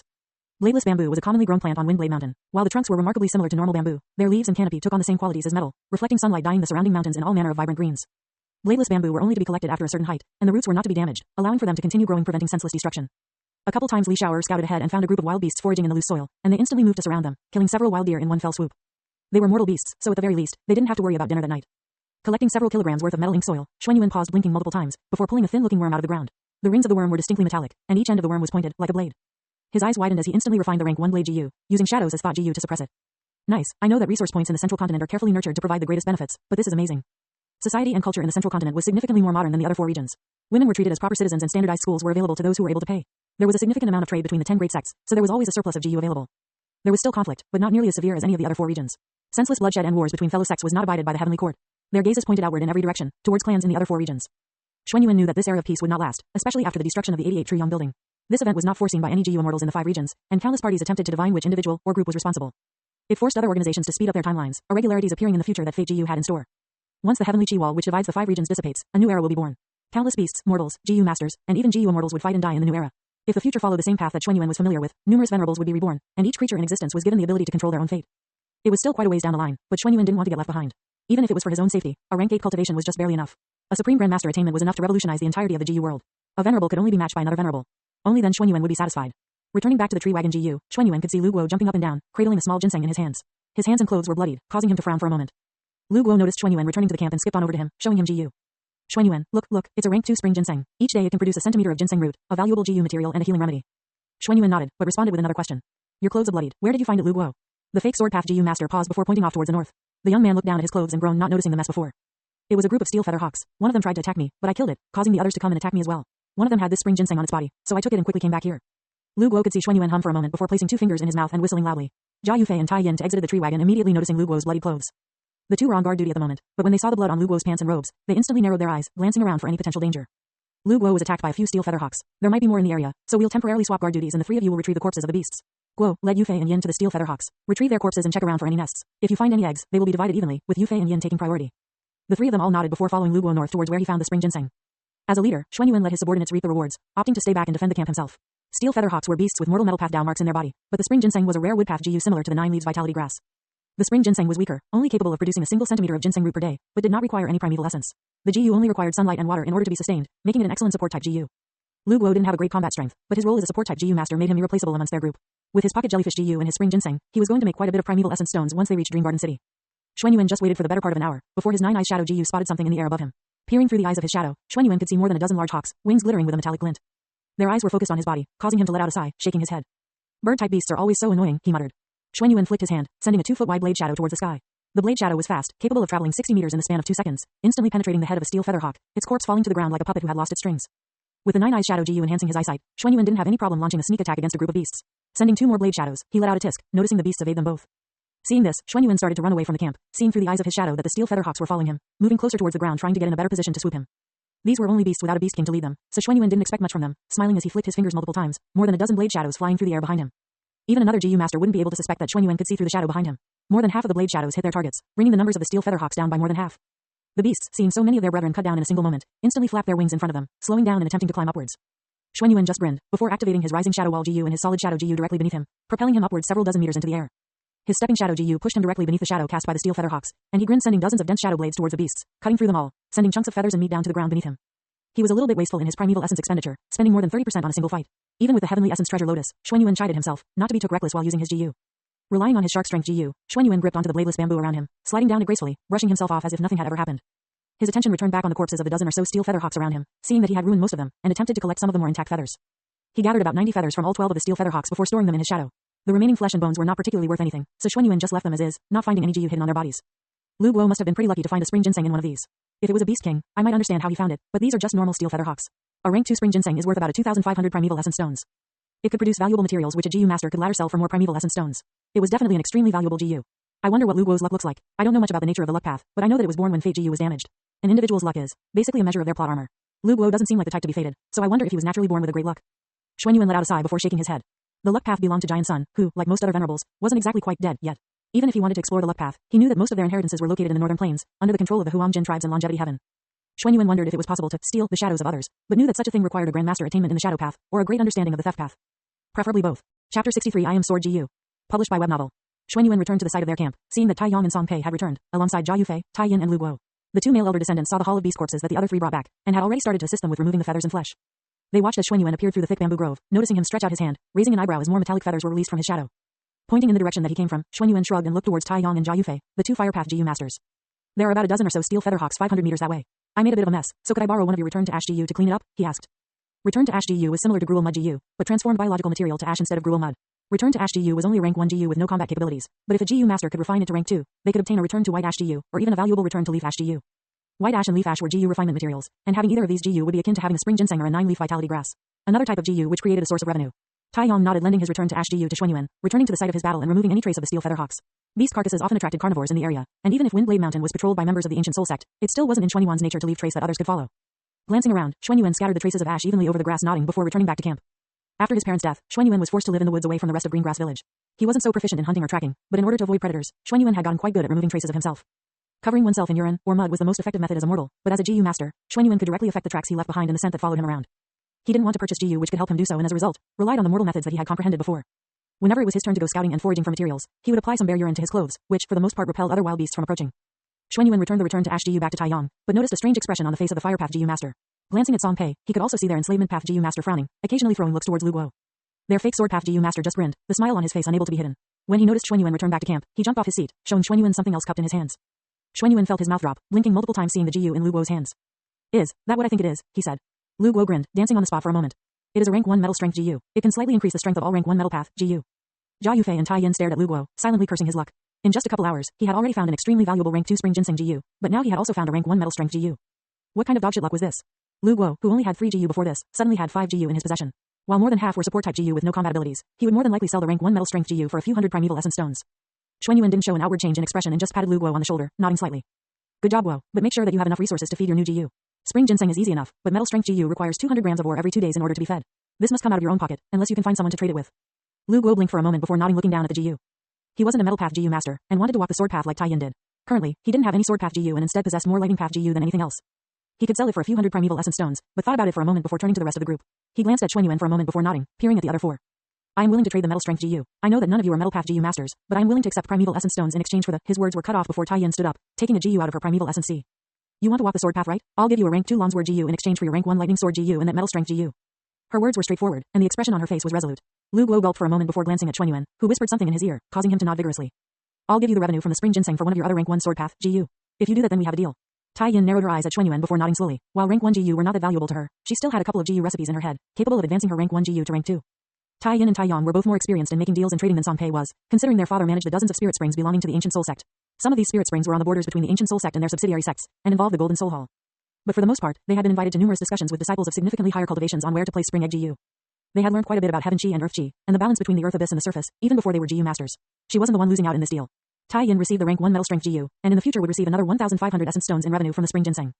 Lu Guo received the rank 2 Longsword GU and the rank 1 Sword Wind GU. Sword Wind GU was a defensive sword path GU capable of surrounding a GU master with a cutting wind capable of defending against projectiles and damaging enemies that wandered too close. It had a high primeval essence cost, but for a rank 2 GU master, it was more than suitable for Lu Guo. Their trade was completed, and despite the others still envious of Lu Guo's luck, Tai Yin was the one who benefited the most of the agreement. Standing beside her, Xuanyuan smiled, seeing her refine the rank 1 metal strength GU, using her higher cultivation base to complete it in just over an hour. Rank 1 metal strength GU can be combined with rank 1 empty sword GU, rank 1 blank sword GU, rank 1 echoless sword GU, stellar sword grass and rainbow edge war to refine a rank 2 sword strength GU. With your rank 2 sword breath GU and rank 2 sword chi GU, you could display an offensive strength capable of fighting a rank 3 GU master evenly. As expected of the strongest offensive path of this era. Tai Yin smiled, shrugging her shoulders. Are you worried that you will lag behind Xuanyuan? I didn't think a genius like you could worry like a normal person. Her words seemed rude, but she smacked her leg against Xuanyuan, causing him to roll his eyes, chuckling slightly. Worried? Ha, I worry more than the rest of you combined, Tai Yin. I do not know what tomorrow holds, so I try my best today, hoping that it will be enough in the future. If I keep pushing myself, perhaps one day I will fulfill my dream. His gaze moved towards the clouds, but Tai Yin could tell her was staring beyond the limits of the 5 regions. Your dream? The one about creating a new extreme physique? She inquired. Xuanyuan nodded. I want to achieve many things, but I believe that is the goal that I am furthest from achieving. An extreme physique contains many profundities, including Dao marks even as a rank 1 GU master, and overabundance of primeval essence, and even a minor physical transformation in some instances. Their innate comprehension often exceeds that of other GU masters, perhaps even my own to some degree. Tai Yin shook her head in response to Xuanyuan's words. An extreme physique often cultivates the path that corresponds to that physique. It would be waste otherwise. It is not their comprehension that is scary, it is that their affinity with that path is so high that it can actually kill them. If anything, someone like you Xuanyuan, who can see through a path at a single glance, you are the scary one. Xuanyuan chuckled, shaking his head. Part of the reason for his ridiculous comprehension was the shadows as thought GU, allowing him to derive a myriad of answers through his own knowledge. Xuanyuan did feel that his comprehension in the shadow path was otherworldly, but for other paths, he didn't possess nearly the same depth as Jia Yufei for the fire path, or even someone like Song Pei for the enslavement path. He had an entire previous life's worth of knowledge, on both GU and the Great Dao. He needed to fill the gap between his knowledge and the knowledge only accessible through experience and wisdom. He had come a long way in just over a year, and he knew he was heading in the right direction. Smiling, he glanced at Tai Yin, who noticed his expression and gave him a strange look. What, is there something on my face? She questioned, patting her face somewhat. Xuanyuan didn't respond, and instead asked her a question of his own. Tell me again what happened to Renzu after he ascended Dao Mountain. Tai Yin paused, furrowing her brows in thought for a moment before reciting the epic word for word. She narrated the encounter between Edge GU and Renzu, telling him that in order to make yourself whole once more he needed to ascend Dao Mountain, refining himself and removing anything that didn't belong to Renzu. Let swords and blades slice and cut off everything unnecessary. Let swords and blades remove the excess and refine the core. Let swords and blades pierce your very being, releasing your true self to the world. Hearing the words of self GU and Edge GU, Renzu abandoned his fear and started to ascend the mountain. Cutting himself upon steel and iron, Renzu endured deep and terrible cuts upon his flesh and bone. The swords and blades upon Dao Mountain cut through his mortal fallacies, striking upon his mind and soul. With every reach for a higher peak, Renzu impaled himself upon a sword. Every time his perseverance faltered, he fell, inflicting horrible jagged cuts all over his body. Yet, Renzu continued to climb, higher and higher, the words of Self GU constantly ringing in his ears. Self GU spoke, the cut left behind by Shadow GU is beyond that of a mere physical wound. Shadows are the reflections of all living beings, capable of experiencing memories and emotions like humans and variant humans. In order to heal this wound, you must find something capable of replacing Shadow GU. Dao Mountain can refine all things in this world into swords, Renzu. If you seek to make yourself whole once more, then you too must be refined into a sword. Renzu nodded, even as his tendons and organs were being cut open. The pain exceeded anything he had ever felt, even removing his own shadow did not hurt as much, but Renzu had long since lost his sight, lost his children, even lost himself. He was unable to cry, unable to let out any more tears. He was left with nothing but the image of his self in his mind, and the hope that was contained within his heart. But still, he persevered, letting the myriad blades slice off any excess, anything unnecessary to Renzu. Renzu climbed, higher and higher than ever before. He had hope that he would succeed, surviving predicament after predicament after predicament. He had the perseverance to continue, even without any flesh or blood left in his body. He had affirmed his own self, and wouldn't strive for anything less than to be whole again. Even Edge GU never ascended to the limits of Dao Mountain, and could only exclaim with awe the sight that laid in front of him. At the very peak of Dao Mountain, lay the entrance to Tang Heaven, the birthplace of all swords, blades and edges. Renzu, GU are the essence of heaven and earth, and man in the spirit of all living things. Shadows are the reflection of all living beings, while swords and blades are the desire that all living beings possess, to pierce through predicaments, to cut down adversity. Show Tang Heaven your desire, and you will find your sword. Renzu screamed, reaching towards the entrance to Tang Heaven. His very soul, his essence was sliced open again, and again, and again, and again. The light of Tang Heaven was all-encompassing and all-piercing. Nothing that it came into contact with would remain the same. Renzu knew that he left his son behind in the lightless abyss. He was ashamed, but removed those thoughts from his heart. All of the excess was carved away, leaving nothing but Renzu. Renzu reached out grasping, finally feeling something solid in his hands. In an instant, all of the cuts on his mind, body and soul were healed, leaving nothing but Renzu, holding on to his desire to cut away all adversity. Lifting it up to the heavens, the sword in his hands proclaimed. I am Sword GU. I am the perseverance that shall cut through adversity. I am the hope that shall defeat all predicaments. I am the unification between the self and the boundless firmament. Chapter 64 Closer and Closer. Published by Web Novel. Xuanyuan spent the next few days in Windblade Mountain, spending the vast majority of his time foraging and exploring the resource point to the best of his abilities. His stepping shadow GU had gotten the most use of all of his GU, allowing him to move towards shadows within 5 meters of him, granting him an easy method to ascend cliff faces. Over the past few days, the group had found numerous wild metal path GU and blade path GU wandering around the mountain. They had even managed to find 2 enslavement path GU and a single water path GU near the base of a waterfall a few kilometers from their camp. Xuanyuan himself had found 2 blade path GU and the single water path GU, all of which were rank 1. Other than Lu Guo and his rank 2 spring ginseng GU, only Long Shi managed to find another wild rank 2 GU, spiral metal lance GU, with extraordinary combat power. Despite the fact that she was a shadow path GU master, Long Shi decided to keep it, hopefully able to trade it for something else once they reached Dream Garden City. Other than GU, the 10 of them had found more than 100 different types of materials, most of them related to the blade path or the metal path, but some earth path, wood path and water path GU materials as well. GU, and subsequently GU materials belonging to the 5 elements were the most common throughout the 5 regions. Part of the reason was due to how easy it was to find environments associated with the 5 elements, and was part of the reason why they were so popular in the current era. Xuanyuan was fine with his current haul, seeing the 3 new GU swim inside his primeval essence sea. The first appeared similar to a mortal firefly, but possessed a bright, almost piercing silver light behind it. This was rank 1 blade light GU, and was capable of producing ranged blade lights which could strike an enemy up to 20 meters away. The difference between blade light GU and blade shadows GU was their compatibility with other paths. Other than that, their effect was mostly the same, blade light being slightly bigger, and blade shadows being slightly faster. The second was a large beetle-shaped GU. It had a similar appearance to a rhinoceros beetle, but the horn was much too thick to be reminiscent of a regular blade. Not to mention, the shape of the blade on the end of the horn was more similar to a glaive or a halberd than anything else. This was rank 1 saber protection GU. It was a defensive type GU which could float around a GU master's body, automatically intercepting attacks that strayed too close to their bodies. It was remarkably similar to Tai Yang's burning lantern GU, but required significantly less primeval essence. Xuanyuan tested it out with Jia Yufei, wanting to see how strong the defenses were against other attacks.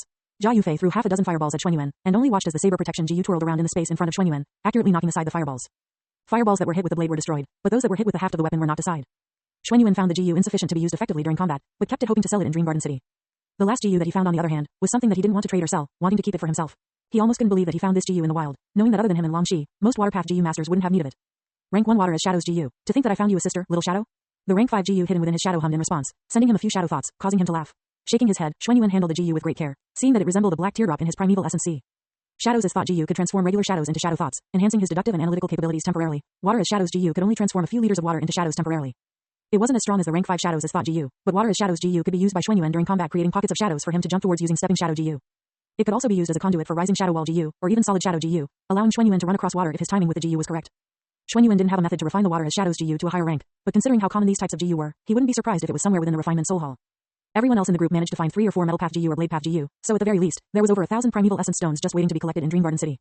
While he initially underestimated the power of resource points, Xuanyuan admitted that if a place like Windblade Mountain was capable of giving rise to so many different GU, that a place like a blessed land must be absolutely teeming with all manner of different GU. If I remember correctly, Hu Blessed Land possessed more than 700,000 rank 1 GU, and more than 200,000 rank 2 GU within it after Fang Yuan became its new master. Only 4,000 square kilometers and more than a million GU within. The sovereign immortal aperture aside, He Lu Land with her super grade Blessed Land possessed close to 13,000 square kilometers and a tributary from the river of time that increased the flow of time within, to more than 38 times that of the GU world. Xuanyuan could only imagine just how many GU could be found within such a blessed land. With the soft light of the moon scattering across the 5 regions, a single lone figure gazed up, basking in the glow of the moon. Standing beside a small flowing stream, Xuanyuan used his water as shadows GU in tandem with his solid shadows GU, creating platforms for him to walk over. It was more difficult to transform flowing water into shadows, but Xuanyuan had gotten the hang of it quite quickly. Over an ocean, or the rapids of a river, he wasn't sure if water as shadows GU would be able to withstand such a pressure, but over a still lake or a gentle flowing stream, Xuanyuan was more than capable of walking across such a thing. I have more than a dozen completed shadow path GU recipes in my head. I know the refinement methods for liquor worm all the way up until rank 4, and a few other GU recipes that were mentioned by Fang Yuan. I also have all of the derivations that Master has created for the cracking shark, so I should be looking towards creating recipes for rank 2 GU soon. Xuanyuan had deduced numerous incomplete GU recipes that once resided in the Forgotten Soul Hall. All of them were shadow path GU recipes which required numerous GU in order to be refined. They were not as simple as the recipe for the Moonglow GU, which required Moonlight GU and 2 Little Glow GU, or the recipe for the Moon Raiment GU, which required the Moonlight GU and the Jade Skin GU. The refinement for Shadow Pocket GU was like that, as well as Shadow Chi GU. Some GU just required more supplementary materials in comparison to other GU. Some had their recipes refined by GU immortals, and then were handed down to their descendants or inheritors before becoming more widespread. Looking down at his notebook, Xuanyuan had deduced another 10% of the recipe for Twin Shadow GU, reaching an 80% completion. This was after spending a week in Windblade Mountain, his grasp on the recipe becoming greater and greater with every passing day. Xuanyuan was sure that the Twin Shadow GU was a one-time use GU, but the complexity and difficulty of refinement exceeded that of most of the rank 3 recipes Xuanyuan had in his possession. Once I have obtained the Twin Shadow GU, I will have 2 shadows. Shadows are the reflection of all living beings, and as such, the refinement process will require me to sunder my shadow, then carve it into the shape of 2 infants. Sundering Shadow GU to destroy the connection between myself and my shadow. Carving Shadow GU to shape the shadow into 2, and then Womb GU to nurture them. This will give rise to twin shadows, Twin Shadow GU. Xuanyuan's eyes flashed with a dangerous light. But I require at least half a dozen human wombs if I want to refine Womb GU. Part of the reason why I wanted to leave the Ancient Soul Sect is to find a secluded enough area to obtain, and then refine Womb GU. This is why I was so insistent on going on this extended expedition. 1 begets 2, 2 begets 3, and 3 begets all things. If my assumptions are correct, in order to refine Trinity Shadow GU, I will need to possess twin shadows in order to sunder them, begetting 3 from 2. Closing his notebook and storing it away in his shadow, Xuanyuan started to walk back towards the campsite. He cleared his mind of thoughts relating to the Twin Shadow GU, a soft smile marring his face as he walked away from the stream. Returning back to his camp, Xuanyuan could see Yu Xiaolong and Lu Guo sit down beside the fire, chatting about their finds over the past few days. Lu Guo had found a couple more GU, but was resolved to sell them once they reached Dream Garden City. While everyone had found GU since they arrived in Windblade Mountain, Lu Guo seemed to possess a luck exceeding everyone else present. It made Xuanyuan somewhat wary of him, but keeping him close was always better than keeping him at arm's reach. The luck path was one of the most obscure and least explored paths in all of the 5 regions. Giant Sun Immortal Venerable made sure to keep it this way, allowing himself, and subsequently his descendants, the Huangjin tribes to reap the benefits of manipulating a path capable of rivaling Fate GU. Luck was a mysterious and abstract concept. Since Fate GU was damaged, luck became something that could, to a degree, oppose the future determined by Fate GU. If Lu Guo was one of those individuals who were blessed by luck, it would be better to keep a closer eye on him, seeing if he obtained anything worthwhile. Song Pei and Tai Yin sat on the other side of the fire, chatting about their route for the following day. With the help of his armored scale crocodile, Song Pei could traverse the streams and rivers around Windblade Mountain, and focus most of his attention around these locations. He was the only one who could search them, so he left the rest of the area for others to forage around. Tai Yong, Long Shi and Yu Zhong'er all sat around the table, eating a meal prepared by the latter. Tai Yong and Song Pei actually thanked Xuan Yuan after realizing who the other members of the group were, giving him a nod that only another man would understand. Xuan Yuan looked around, even peering inside the rank 2 tree wagon GU looking for Jia Yufei and Li Xiao'er. Hey Xiaolong, have you seen Yufei or Xiao'er around? Yu Xiaolong and Lu Guo shook their heads, and Xuan Yuan asked the others eating and chatting around the camp, all of them shaking their heads, causing him to frown. Yufei and Xiao'er both know not to go out while it is dark. They are still initial stage rank 2 GU masters. Even if Yufei is close to the middle stage, she can't use her rank 2 GU effectively like the others. His expression worsened, before an ear-piercing scream cut through the summer night. It was shrill and high-pitched, feminine and somewhat accented. Everyone present grew up in the central continent, while only a single other member had ties to another one of the 5 regions. Every hair on Xuan Yuan's body raised, and the heads of everyone at the camp looked up, moving instantly towards the direction of the scream. Xuan Yuan gritted his teeth, glancing at Tai Yin and Song Pei. You two stay here. If anyone other than us comes back, use your beast to roar as loud as it possibly can. The pair nodded as everyone else instantly activated what movement type GU they had in their possession, launching in the direction of the scream. All of them showed signs of worry on their faces, and Xuan Yuan unconsciously bit his lip, not bothering to conserve primeval essence, using his stepping shadow GU repeatedly. It was only a 5-meter step, but under the cover of darkness, he could use the faint shadows cast by the moon to any shadow that he could see. He could hear Xiaolong behind him use his own thunderburst GU, but had to carefully control the distance which he traveled. Xuan Yuan must have traveled over 1,000 meters within a minute or two before eventually arriving at the scene. His expression lighting up, seeing the sight in front of him. The moonlight illuminating the forest grove, revealing the figures of Jia Yufei and Li Xiao'er. Their clothes were torn, with multiple cuts all over their legs and upper bodies. The fire path GU master using her hands to cover her modesty, while Li Xiao'er tried to shield them both, despite the state of their clothing. A broad-shouldered man, with tan skin and dozens of scars all over his upper body grinned at the 2 disheveled girls, licking his lips while sighing, his gaze enraptured by the 2 young girls. Over a dozen other young men and women gazing at the pair with unhidden intentions in their eyes. I told you waiting out in the Windblade Mountains would net us something good. It is so close to the territory of the ancient soul sect, that most of their new disciples aren't worried about bandits or demonic GU masters. Look at these 2 flowers here. I don't think they have been plucked yet, so I might as well take it upon myself too. A black flash cut through the air, causing the GU master to freeze, before a wall of liquid metal arose from beneath his feet. 2 shadow blades collided against the wall of liquid metal, cutting deep grooves in them but not completely piercing through. The GU master frowned deeply before noticing Xuan Yuan's presence from across the grove. Jia Yufei and Li Xiao'er turned towards the GU master who launched those shadow blades, knowing exactly who had come to their rescue. Li Xiao'er just froze, staring at Xuan Yuan's face. For a moment, she wasn't sure if she was looking at Xuan Yuan, or somebody else. Xuan Yuan smiled seeing the group in front of him. It composed of over people, some men, and some women. It is as if the heavens themselves are blessing me, he thought. He stared at the rank 3 GU master in front of him, his heart pounding so loudly he could almost feel it about to leap out of his chest. The smile on his lips seemed almost sinister, as 2 large scorpion stingers slowly stretched out from behind his shadow.